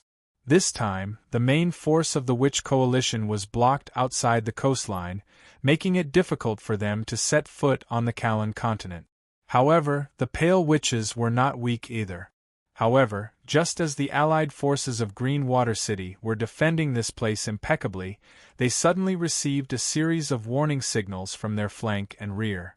It seemed that an evil team of witches had sneaked into the magic forest from the west coast, taking advantage of the chaos to attack an elven town near Greenwater City. And the elven troops sent by Greenwater City had chased this evil team all the way from the west coast across thousands of miles of forest road, unexpectedly crashing into the outer defense line of Greenwater City. In the depths of the dark and deep magic forest, a large number of elves had gathered and were searching the nearby mountains inch by inch, trying to find the evil team. After hearing the news, Greenwater City also sent a Windrunner team to join the search team. Thus, the war on the south coast inexplicably heated up again. Echo Islands. Up to 34 elven warships were cruising around the reef, while a large group of Windrunners circled above the Echo Isles, using the weapons in their hands to attack the buildings on the main island. The witches used the terrain here to build a large number of solid and reliable witchcraft buildings. At the edge of the main island, there were many defense towers, whose bottom was connected to the main building, the small wizard tower. They could absorb the magic energy of the wizard tower to activate energy shields and attack spells. That was why, before these defensive towers were pushed down, the Windstalkers could only circle the skies above the main island, unable to send any ground troops inside. Every time they swooped down, they had to take the risk of being hit by the defensive tower's spells, such as fireballs, energy balls, wind blades, frost arrows, and acid balls. Only then could they use their explosive arrows or berserk spears to wear down the thickness of the energy barrier. With this small wizard tower, the Pale Witches had resisted several large-scale attacks by the Windrunners. On the other hand, the witches' losses were 0, while the elves' losses had accumulated to over 100. More than 100 of them were elite elves who had the status of combatants. Normally, this number would be enough to make the elven commander behind the scenes feel distressed and unable to sleep for a few days. But now, it had become the price to pay to suppress the arrogance of the witches. Every time the elves suffered a certain degree of damage, the elven powerhouses hidden in the warships would swarm out, using their powerful individual abilities to attack everything on the island. And every time this happened, it was time for the top powerhouses of both sides to clash. It seemed that the battle between the powerhouses had been brought forward after hearing about the enemy's situation in the rear defensive line. When 2 Grade 4 elven oracles appeared in the sky above the main island, the Windrunners responsible for attacking immediately began to retreat. Meanwhile, on the massive reef island, a Tier 4 Pale Witch sneered as she floated up to Sherfoam. "Urso, Jivelier, you two still dare to come? What, haven't you suffered enough last time? Remura, don't be so smug. You didn't have it easy in the last battle, and you were still injured by my hands. One day we'll smash your turtle shell into pieces." This was clearly not the first time the two sides had come into contact. Over the past few days, in order to end the witch calamity as soon as possible, the elven powerhouses had taken turns to attack, wanting to flatten this eyesore reef island. However, the other party had the support of the Magus Tower, and she was actually able to block multiple Grade 4 elven powerhouses by herself. As a result, both sides could only rely on this meaningless war of words to kill time. Both sides could not agree with each other, and after a few words they would start fighting. On the elven side, Urso, male, was the Grade 4 oracle of the god of archery, Marco, while Jivelier, female, was the Grade 4 oracle of the elven main god, Sylvia. One of them was the main attacker while the other was the support. Even against the Pale Witch, Remura, they could only fight to a draw. Seeing that the Grade 4 powerhouses were about to fight, the elves who had gathered around immediately turned around and fled, not even daring to stay to watch the battle. Urther was a middle-aged male elf with a sturdy figure and a determined and calm face. He wore earth-yellow elven leather armor, had short green hair, and pointed and long ears that reached into his temples. On his back was a quiver of strangely shaped magic arrows, and in his left hand was a magic longbow that was painted with rose branches and exquisite patterns. At his waist was a curved elven scimitar. He did not shout or make any movements. Instead, he raised his left hand and lightly pulled the incomparably tough bowstring with his right hand. With the sizzling sound of magic power gathering on his bowstring, a magic arrow condensed from the pure force of nature appeared automatically. Ha! Urso gave a low shout, and the magic arrow instantly turned into a green bolt of lightning, traversing nearly 1,000 meters to appear in front of Remura. With their strength, 1,000 meters was no longer a hindrance to their attacks. As long as they willed it, any attack they launched could appear at any location that they could lock onto with their eyes or spirit at will. The elven longbow in Urso's hands was not an ordinary item. It was a famous Grade 4 treasure in the entire Faern Plain, Zodalil, the Wrath of the Stars. This was a semi-divine weapon. It had 3 strange magical effects: critical hit, strong attack, and penetration. Furthermore, this Zodalil Wrath of the Stars had been blessed by the god of archery, so when the bowstring was pulled, it would automatically produce magic arrows. There was no need for additional arrows.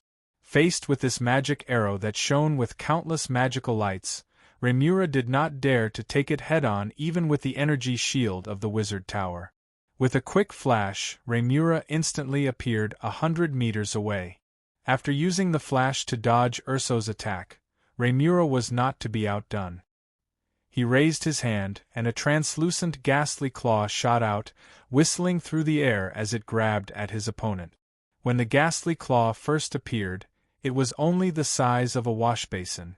However, as a large amount of wizard power was injected into it from the wizard's pagoda, the ghastly claw grew larger and larger.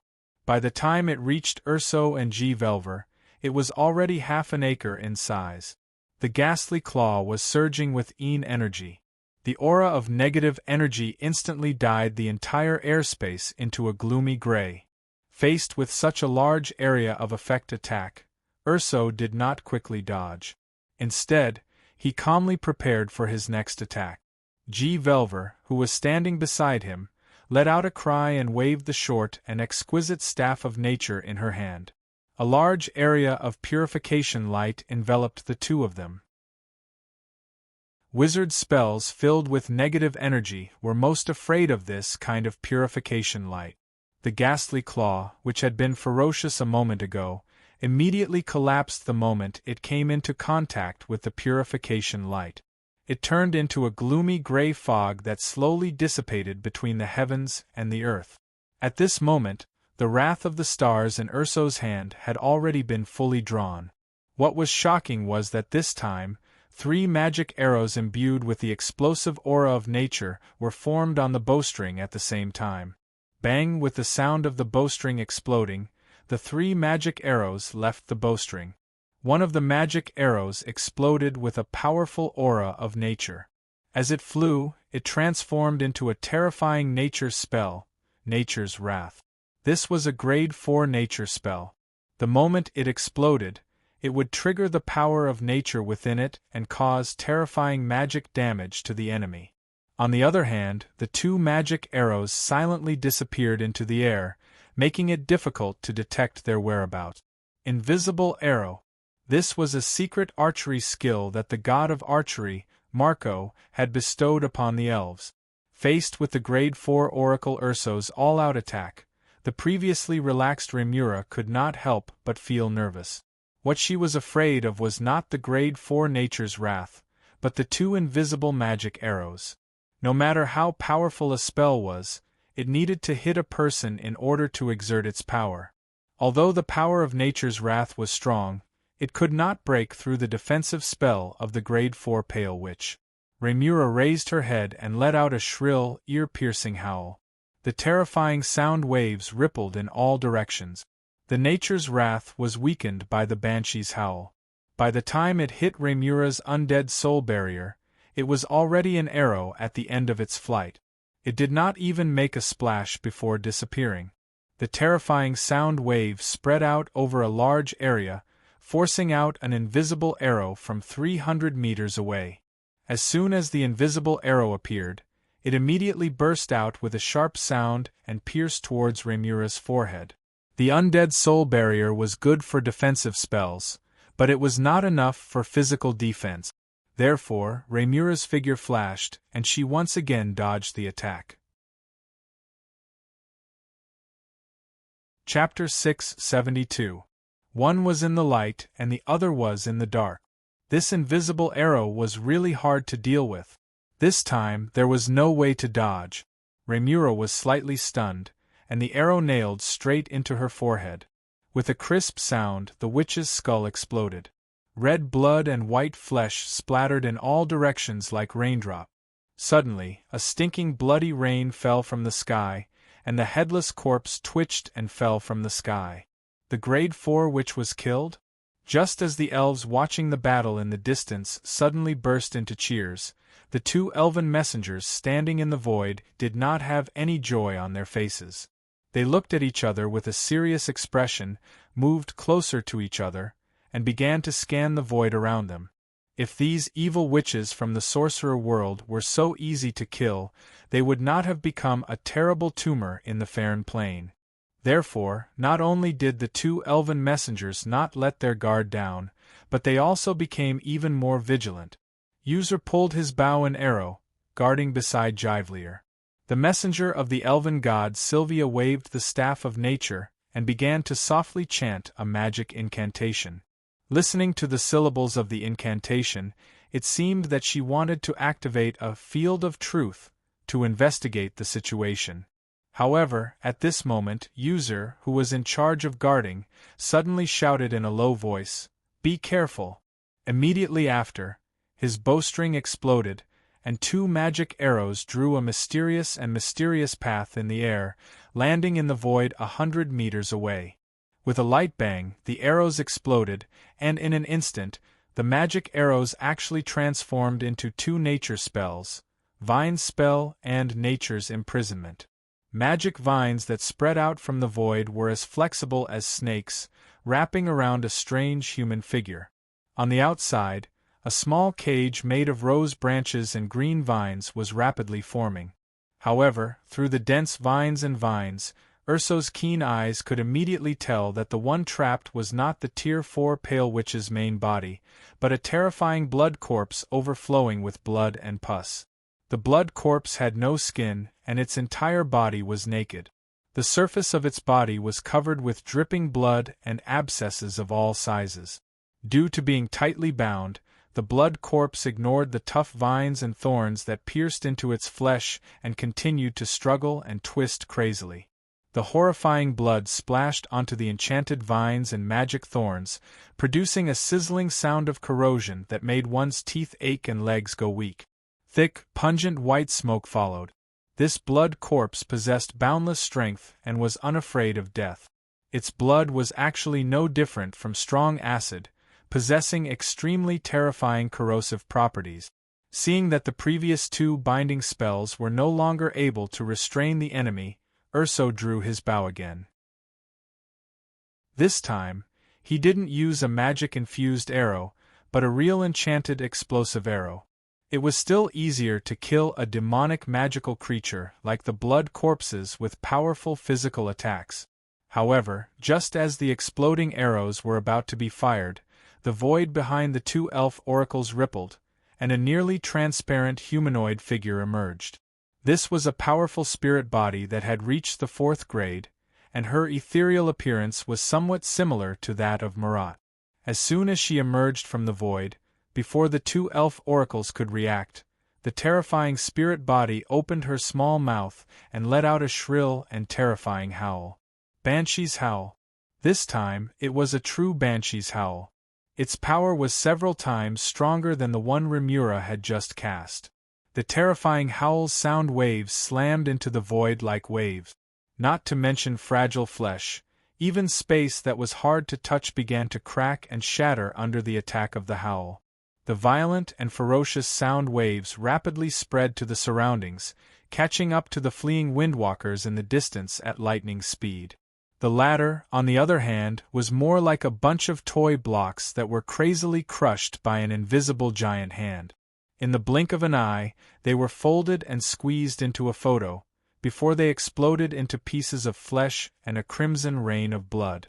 Regardless of whether they were Grade 1 or Grade 2, it was difficult for them to escape from such a terrifying banshee's howl.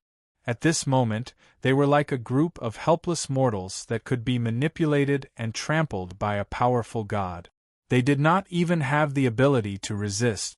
Only the Grade 3 elves could rely on their own explosive energy field to resist such a terrifying sound wave attack, and then flee for their lives. However, for this they paid an extremely heavy price. Apart from the sound wave attack, the Banshee's howl also carried a terrifying soul attack. While killing the other party, it could also shatter their soul. Thus, individuals killed by the Banshee's howl could not be revived with resurrection spells or divine spells. If the distant sky was like this, the two elf oracles that were close to the Banshee's howl directly suffered nearly 80% of the attack's power, and the damage they suffered was even greater than that of ordinary elves. Fortunately, they had experience fighting against the Pale Witch. Thus, the moment they sensed danger, the two elf oracles simultaneously activated the life-saving divine spell bestowed by their god, Divine Barrier. A layer of golden barrier appeared around them, blocking all the sound wave attacks for them without any danger. Under the protection of the Divine Barrier, the two elf oracles angrily turned around and immediately used their most powerful means to deal with this powerful spirit that suddenly appeared out of nowhere. This companion spirit belonged to Remura and flew around in all directions to avoid the attacks of the two elf oracles.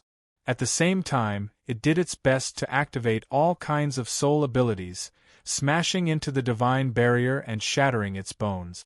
As expected of a mysterious power that was purer and more high-end than wizard power and magic, the shield made of divine power was able to resist all known witchcraft and spells, including those obscure spells that almost no one cared about. Seeing that its attacks could not break through the Divine Barrier, the companion spirit could only give up on its attack and began to escape the attack range of the two elf oracles. But how could the angry elf oracles let it leave so easily? G. Velvet's face was flushed red. She raised the staff of nature in her hand, and a dazzling light of nature shone from the tip of the staff and firmly locked on to the companion spirit. Although the companion spirit was an incorporeal body that could resist 100% of physical attacks, it also had to withstand 200% of magic attack. Therefore, when the light of nature fell on the companion spirit, it was as if it was soaked in a bucket of strong acid. Its entire incorporeal body began to evaporate, and thick, pungent white smoke began to rise. The companion spirit raised its head and let out a shrill scream of pain. It began to flash and fly quickly in the air. Unfortunately, no matter how it tried to escape, the terrifying light of nature was still firmly locked on to its body, using the terrible purification power to quickly wear down its body. As if sensing the companion spirit's pain, the Pale Witch, Ramura, who had been in hiding, appeared once more.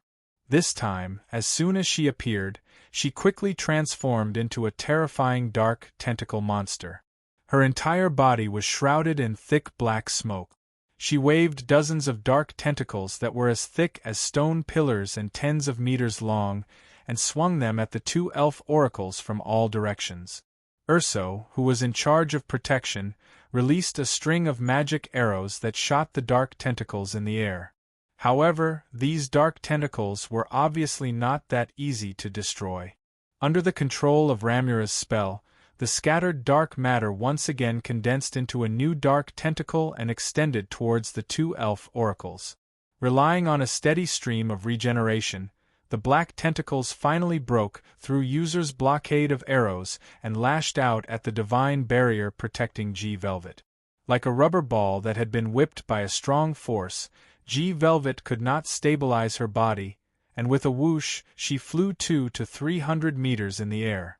Although the divine barrier blocked all the damage for her, This unstoppable shock still interrupted her light of nature. The companion spirit, whose body had been eroded by a small part of it, wailed mournfully. It used dense negative energy to extinguish the force of nature on the surface of its body, and with its eyes burning with green soul fire, it stared fiercely at G-Velvet, and hatefully hid its body again. The two elf gods used their field of truth to sweep the sky, but they still could not find any trace of the companion spirit. Therefore, they could only target Ramura's body, and once again engaged her in a fierce battle above the Echo Islands. With two Tier 4 elves against a single Tier 4 Pale Witch, it might seem like they had the numerical advantage. However, in actual combat, it was still difficult for the elf oracles to have an absolute advantage. After all, every Pale Witch had a companion spirit that was cultivated since childhood. The companion spirit's strength was comparable to the Pale Witch's body, and their minds were connected. Therefore, a Pale Witch was actually equivalent to the fusion of two rank 4 witches. It was just that one had a physical body while the other was just a spirit body. The witch Ramura's body was proficient in all kinds of powerful dark element wizard spells, while her companion spirit was proficient in all kinds of soul abilities. The two complemented each other, and the superposition of their combat power was much better than the self-righteous cooperation of the two elf divine oracles. However, the elf divine oracles had the support of gods, and could obtain some powerful divine spells. The Pale Witch had the wizard tower behind her, and could escape into the protective barrier of the wizard tower the moment she felt that the battle was unfavorable. Therefore, both sides had their own strengths, and without absolute numbers, it was almost impossible to completely overwhelm the other party. Although there were 5 level 4 divine oracles in Green Water City, once they came out in full force, Ramura would obediently hide in the wizard's pagoda and never show her face. With a level 4 witch overseeing it, it would be difficult for the elves to attack the wizard's pagoda even if they went all out. Moreover, even if they were willing to pay a huge price to flatten the wizard's pagoda, there was no way they could completely keep the level 4 witch here. With the methods of the witches, they could still build another nest elsewhere without the Echo Island. When that time came, it would be the elves who would have a headache. Therefore, after trying a few times, the elves also gave up the idea of completely destroying their opponent, and changed to a method of heavy defense to drag out the witch disaster with difficulty. Chapter 673. The battle between Grade 4 powerhouses was extremely shocking to the ordinary elves. Over 20 elven warships pulled out their anchors and set sail, hiding far away from the Echo Island. Even after they had sailed 4 to 5 nautical miles away, they could still sense the intensity of the energy explosions through the chaotic winds blowing through the warship. There was no longer a single cloud in the azure sky. Dense, gloomy clouds converged from all directions and condensed into a boiling and rolling fog, firmly trapping the entire Echo Islands inside. The elves rushed to the deck of the warships, raising their heads and gazing in the direction of the Echo Islands, awaiting the triumphant return of the 2 elven oracles. The waves gradually became turbulent, and the warships began to shake along with them. Some elves who had never experienced such a thing before quickly developed severe symptoms of seasickness and began to vomit.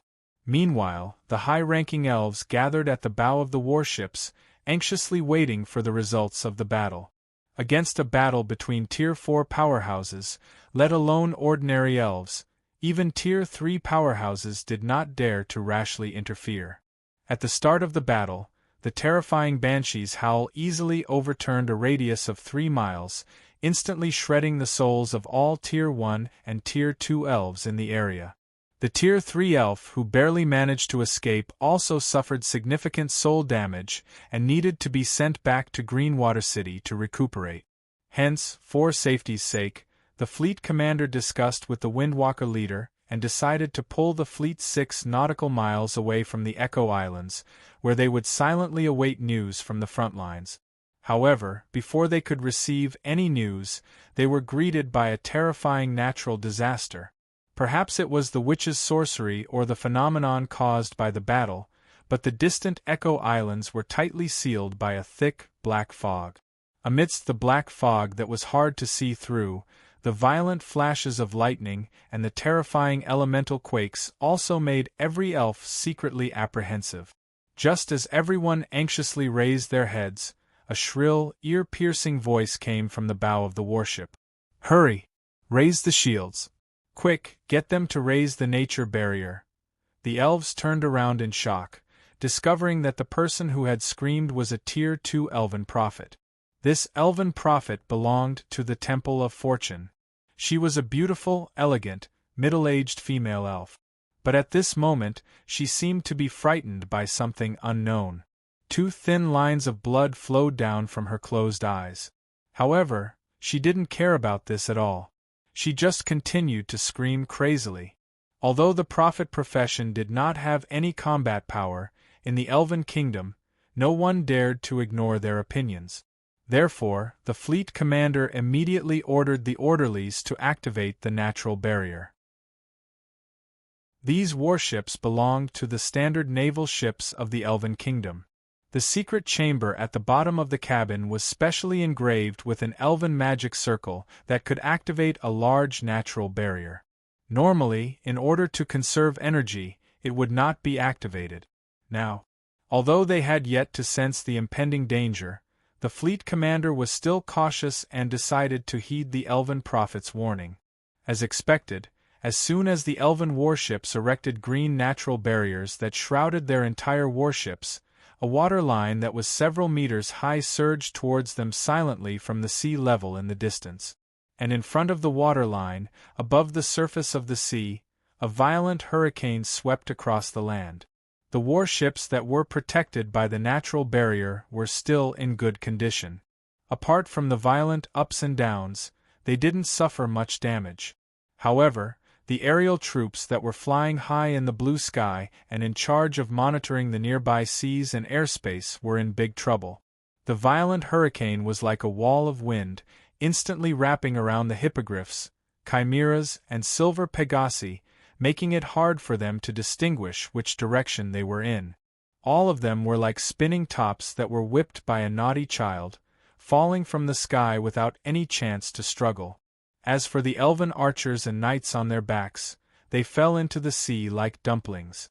After the wall of wind passed, the water line behind it arrived.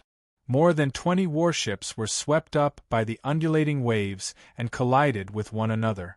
If not for the protection of the natural barrier, this huge wave would have flipped over half of the elven warships. In an instant the elves were in a panic. But that wasn't the end. After the wall of wind and the huge wave passed, the pitter-patter of the black rain began to pour down again. This black rain with a thick stench and corrosive smell fell on the natural barrier, annihilating and neutralizing the force of nature. Wisps of black smoke began to rise. The entire elven fleet immediately fell into chaos. All the Grade 1 elves hurriedly hid in the belly of the ship to avoid harm from the harsh environment. Those who could move around on the surface of the ship had to be at least Grade 2. All the Grade 3 elves gathered at the bow of the ship, not caring about the danger these strange phenomena posed to the fleet. Instead, they focused their attention on the black fog in the distance. After all, this was only the aftermath of the battle between the Grade 4 powerhouses. The real calamity was still trapped in that layer of fog. There, the Echo Archipelago that had existed for thousands of years was suffering an unprecedented calamity. On the outskirts of the Echo Archipelago, the reefs that had withstood the impact and erosion of the violent waves for hundreds of years were being shaved inch by the violent and ferocious winds. In the entire Echo Archipelago, other than the energy barrier erected by the Wizard Tower on the main island, which was not destroyed by the aftermath of the battle between the Grade 4 powerhouses, the rest of the reefs that were exposed on the surface of the water were almost gone. Whether it was the natural spells of the elf oracles mixed with divine power, or the super-powerful wizard spells cast by the Pale Witches with the power of the Wizard's Pagoda, they all caused irreparable damage to the world. Compared to the small fights between the Grade 2 and Grade 3 powerhouses, the Grade 4 powerhouses could easily unleash a terrifying attack that could destroy the world. And the area covered by their spells was surprisingly large, easily overturning a radius of 3 to 4 miles.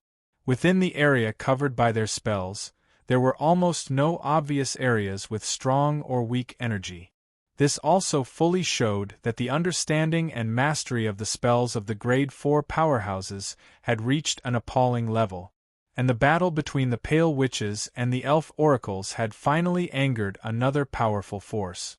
The sea around the Echo Archipelago suddenly began to boil as if it was boiling, and a huge 6-meter-tall sea demon slowly rose from the water. It had a huge and strong body, with a humanoid torso and arms, and its skin was dark greenish-gray. On its neck was a strange spindle-shaped head, with a ferocious face, 2 especially sharp and slender fangs protruding from its lower lip, and 2 strands of whalebone hanging under its chin could not stop wriggling. The lower body of the siren was still a flat and long snake tail, which was covered with fine indigo scales. And this sea demon that appeared was also a Grade 4 powerhouse. Its green-webbed right hand was holding a rusty trident, floating on the surface of the water. It raised the trident high up and shot a column of water at the people who were fighting fiercely. Seeing that there was an outsider intervening, the Pale Witches and the Elf Oracles immediately separated, each looking at the newcomer with cold eyes. Elf, Witch, no matter what reason you have, you are not allowed to fight in the territory of the Sea Tribe. The sea demon roared hoarsely. The Sea Tribe of the Fern Plain used a special sea creature language, but fortunately, the people present were the top figures of their respective forces, and had a certain degree of research on this Sea Tribe language, so there was no problem of whether they could understand it or not. Since ancient times, the arrogant Sea Tribe had not been on good terms with all the land races. Even with the power of the Elven Kingdom, if they wanted to build their own elven warships to sail in the endless deep sea, they had to pay a large amount of tribute to the Sea Tribe. Otherwise, the only ending would be the destruction of the ships and the deaths of the people. Therefore, in the face of this arrogant and overbearing Grade 4 sea demon, even if the 2 elf oracles were extremely angry, they could only restrain their temper and argue, "This battle was not caused by us. As a member of the Fern Plain, I think you have the obligation and responsibility to protect the peace of the entire plain.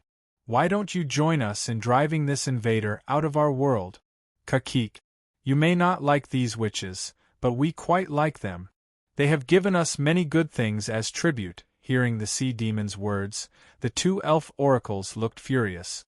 G. Velvet even said angrily, "How can you make a deal with a group of invaders from another world? Do you still have the right to call yourself a member of the Fern Plain?" Faced with this female elf's accusation, the evil sea demon revealed a look of mockery. "They are just a group of witches. You may be afraid of them, but we are not. If they really dare to cause trouble for the Sea Tribe, we will tear them into pieces, and leave them without a whole corpse." Having said this, the sea demon narrowed her eyes, which were filled with a murderous intent, and carefully scanned G. Velvet's exquisite and curvy body a few times. Then, she revealed a lewd and evil smile. "Lass, if you are willing to come to my Coral Sea as a guest for a few days, I can make the decision to drive this witch away from the island. What do you think?" Hearing this, the expressions of the 2 elves changed completely. G. Velvet was so angry that her body trembled, and her eyes were spitting fire. "Watch your words, Sea Tribe. You are insulting the oracle of a great god.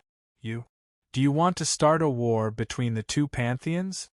User hurriedly stopped the enraged G. Velvet, and came forward to negotiate with the sea demon. A war between pantheons? The sea demon seemed to be a reckless person, and curled her lips in disdain. "Do you think that weak little bean sprout god of yours is worthy of challenging the great Atri?" The 2 elf oracles were immediately angered to the point of exploding, but then they understood something from the sea demon's words. You are the oracle of Atri?" It was only now that the two elf oracles sensed a trace of familiarity from the sea demon's cold and cryptic energy undulations. The sea demon was also an oracle, and an oracle of the most ruthless and cruel sea beast god, Atri. Chapter 674. As natives of the Farron Plain, the two elven oracles naturally knew of the sea beast god Atri. Most of the gods were superior beings that surpassed the mortals of the world, possessing great power and extraordinary wisdom that the mortals could not hope to match. The god of sea beasts, Atri, was a special case. He was ignorant and chaotic, and even his intelligence was incomplete. However, he was helpless against the fact that he possessed great strength and a powerful body that far surpassed ordinary gods. Even without those fancy spells and battle techniques, he could easily defeat half of the gods of the elven pantheon with just his physical strength. There was no helping it, as more than half of the elven pantheon's gods were not good at battle.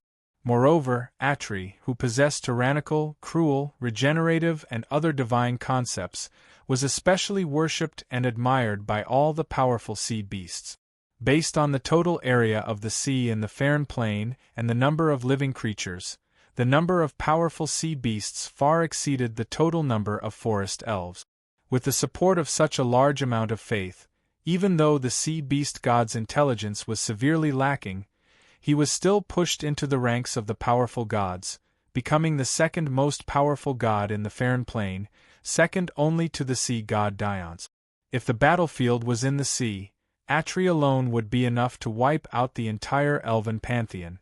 This was not to mention the sea god Dions, who had the title of Berserker Lord. Hence, under the teachings of the sea beast god Atri, the powerful seafolk who worshipped him were all brainless and arrogant. However, a grade 4 idiot was still not someone ordinary people could easily provoke.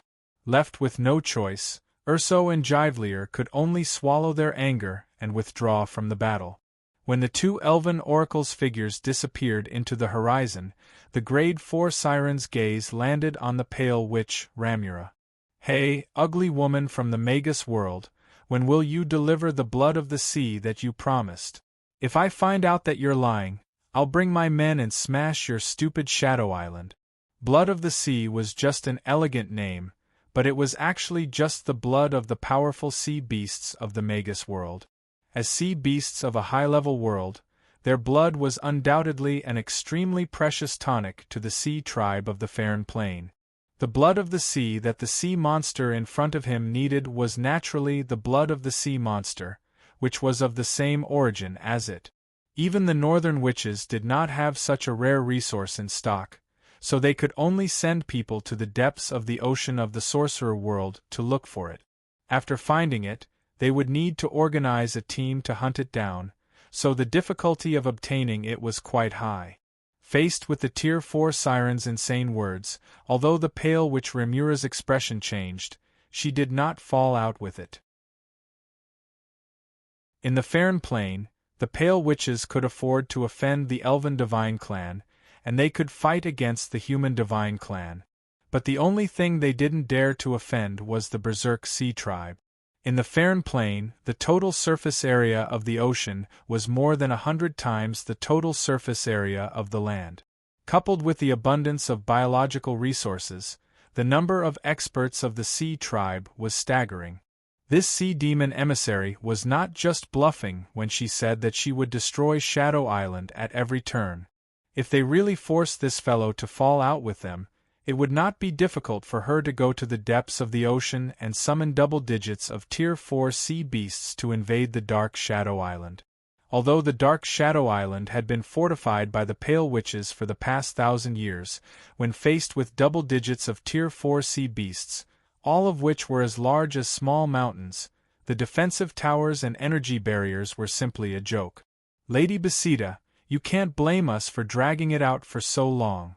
Faced with the unreasonable sea demon, Ramura could only smile bitterly and explain, "If you could provide us with some of your own blood, we would naturally be able to find suitable prey for you. But you refuse to provide us with your blood, so the 3 samples we previously provided were unable to completely match your blood essence. In the vast and boundless depths of the Sorcerer's Sea, it would be quite a challenge for us to find the sea demon tribe that suits your needs. I don't care. You want my blood? Don't even think about it. You witches love to play with strange things. Who knows what you'll do with my blood?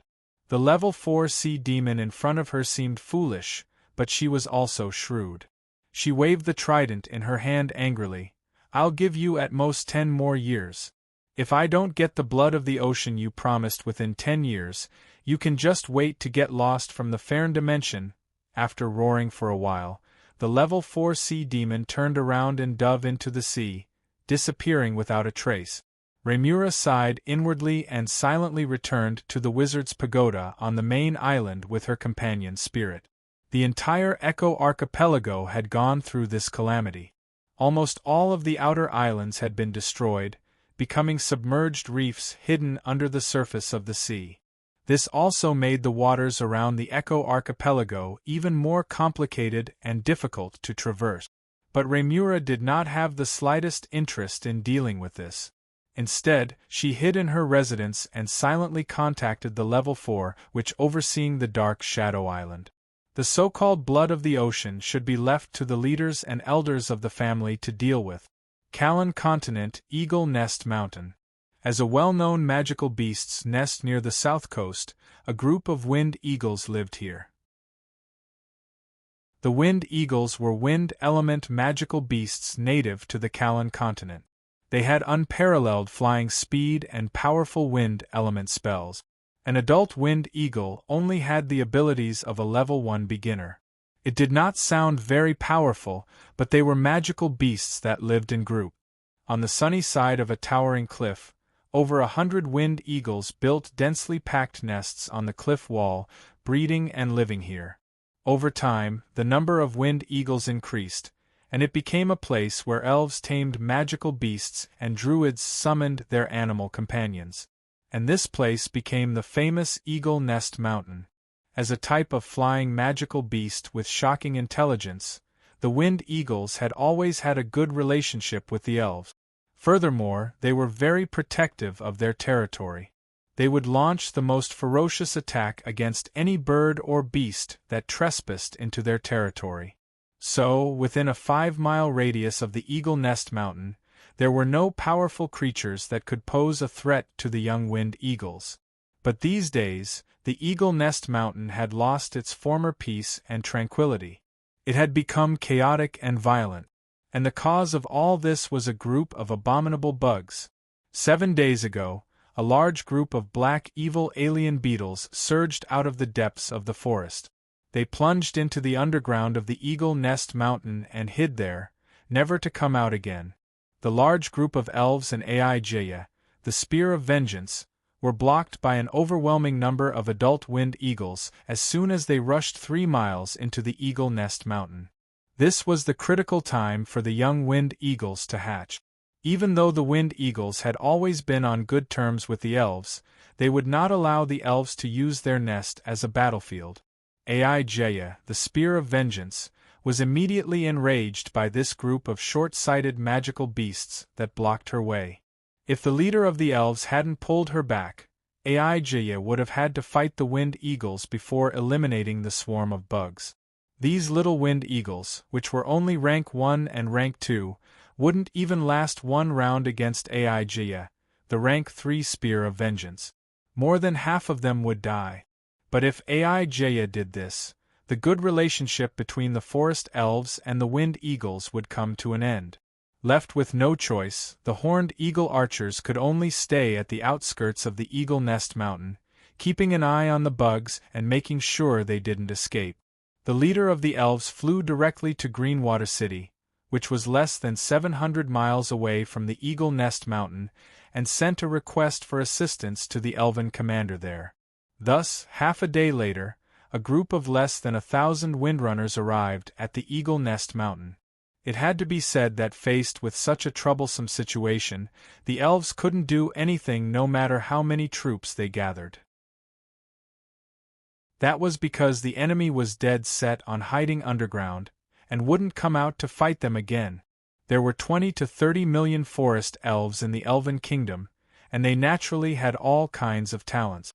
Some of them had accurate archery, some were agile, some could use powerful natural spells, and some could transform into various magical beasts, but when it came to fighting underground, there wasn't a single one of them that was strange. That's right, the forest elves were strange creatures that yearned for nature and loved freedom and art. How could they give birth to a strange species that was adept at fighting underground? Thus, when 1,000 elves surrounded the Eagle Nest Mountain, the biggest problem was how to chase the enemy out. Smoke, water, fire, repelling the snakes. They used all kinds of strange methods, but they didn't manage to force the insect witch Bliss out.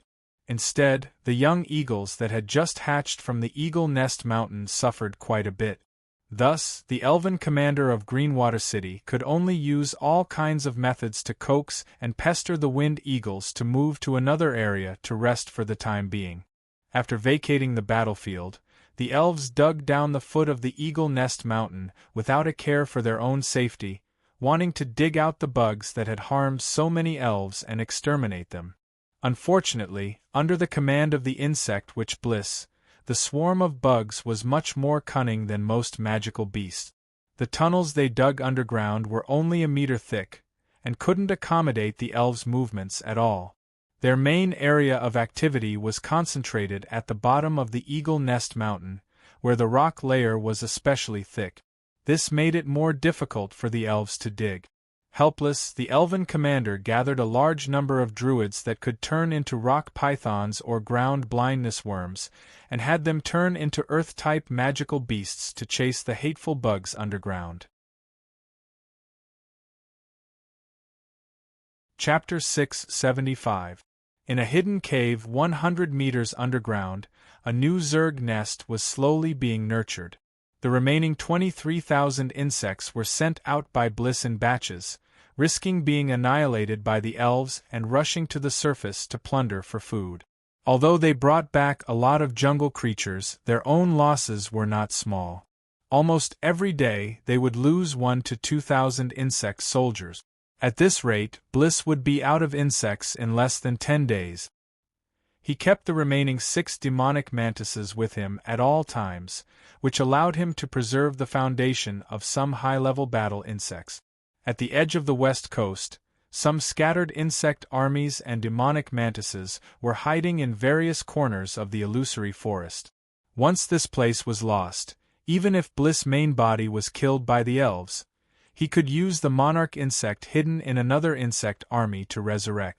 However, the price to pay for such a resurrection was too great, and it was very likely that his strength would fall back to the initial stage of Grade 1.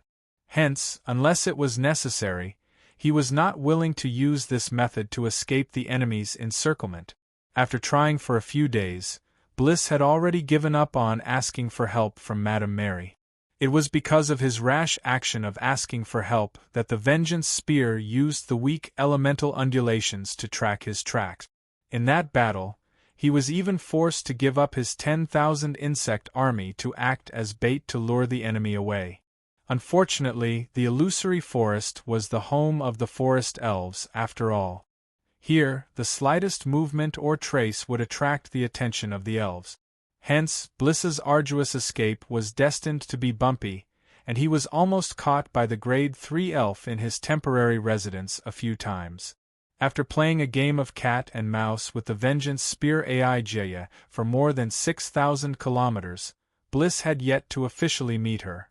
Even so, his insect army had fallen from its peak of 170,000 to the current 20,000, and the intermediate Grade 1 demonic mantises had also fallen from 27 to 6.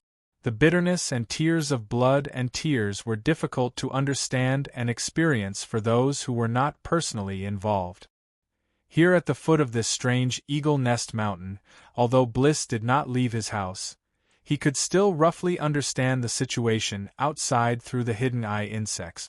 It could be seen that his previous and scrupulous actions had completely enraged those elves. Every day, The elven aerial cavalry patrolling the vicinity of the Eagle Nest Mountain never stop. Within the forest, it was guarded by the elves' flying scouts and druids disguised as small animals, just like an impenetrable fortress.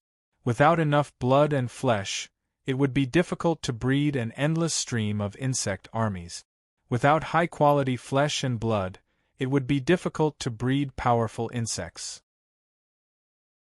However, at this moment, they were completely surrounded by enemies, and any insect swarms that were sent out on the ground would not be able to return. However, the insect witch Bliss still did not give up hope of escaping. Taking advantage of the gap before the elves' encirclement closed, Blitz sent out a large number of insect armies to snatch back some blood food.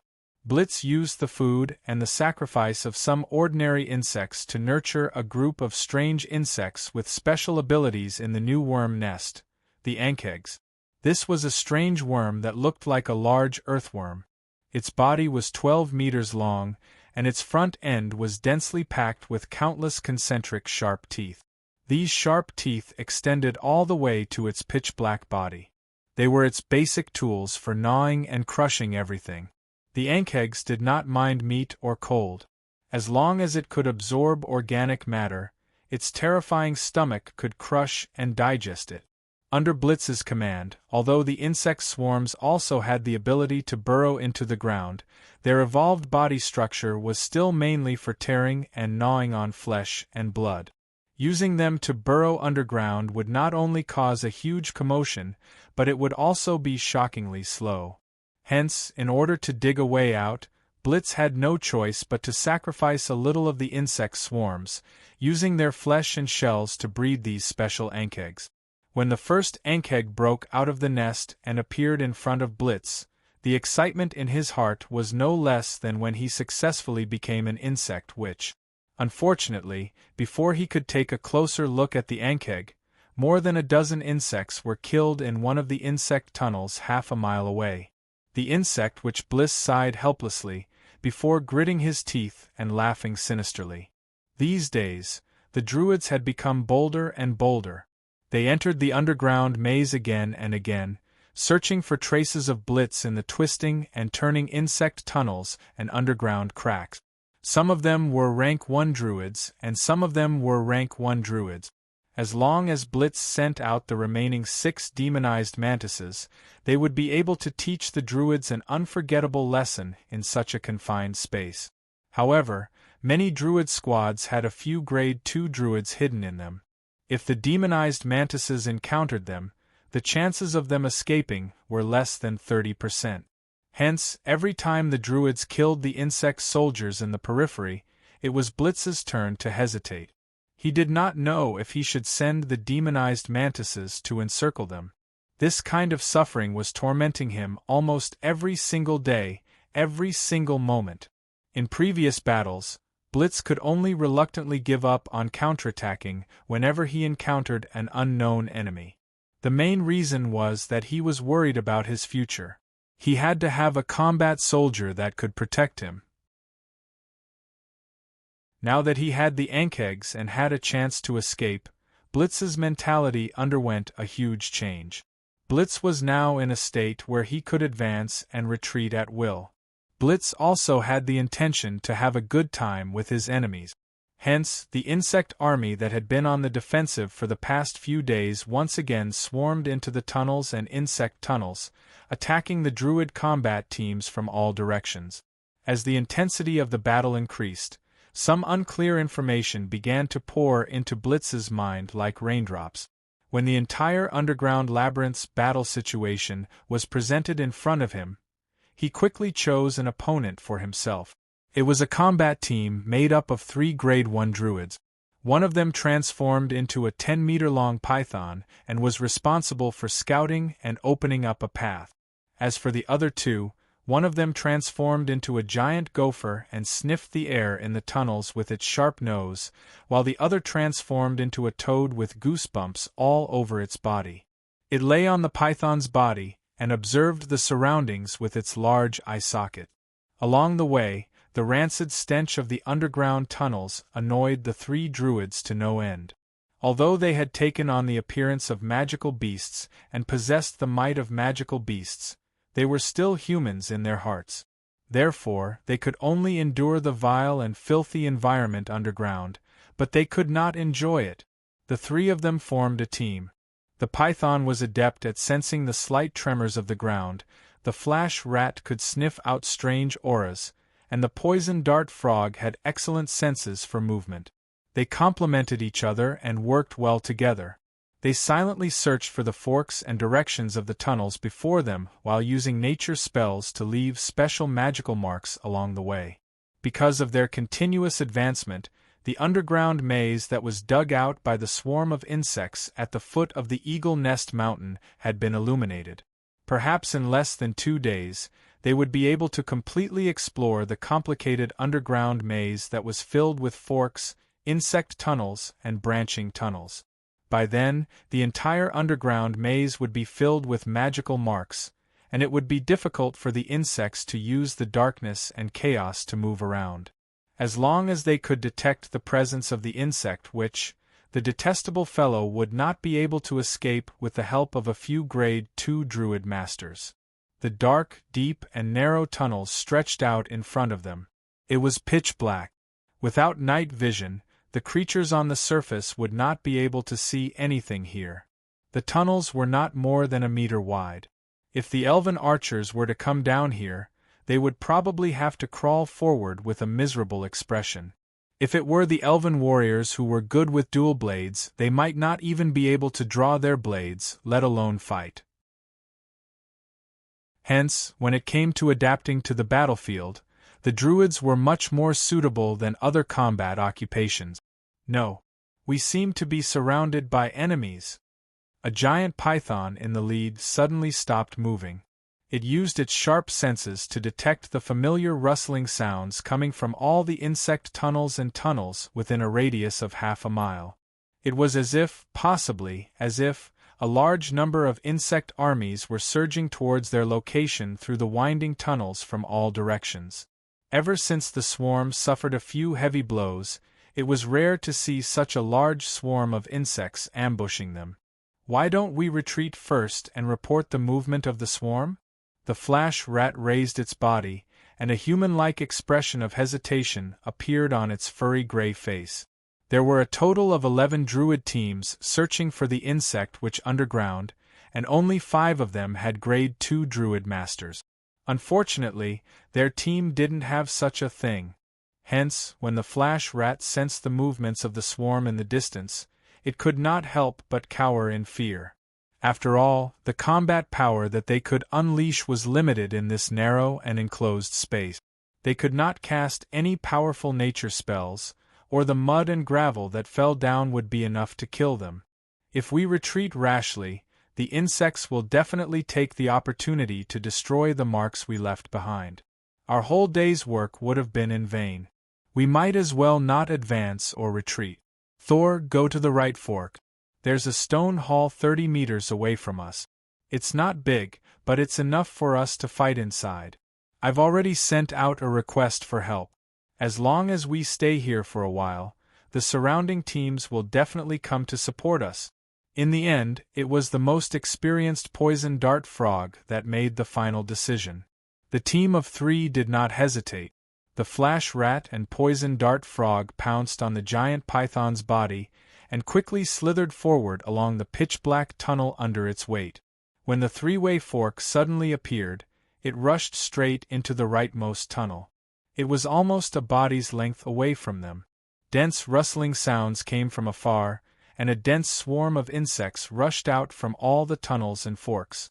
Without hesitation, they followed the giant python into the tunnel on the right.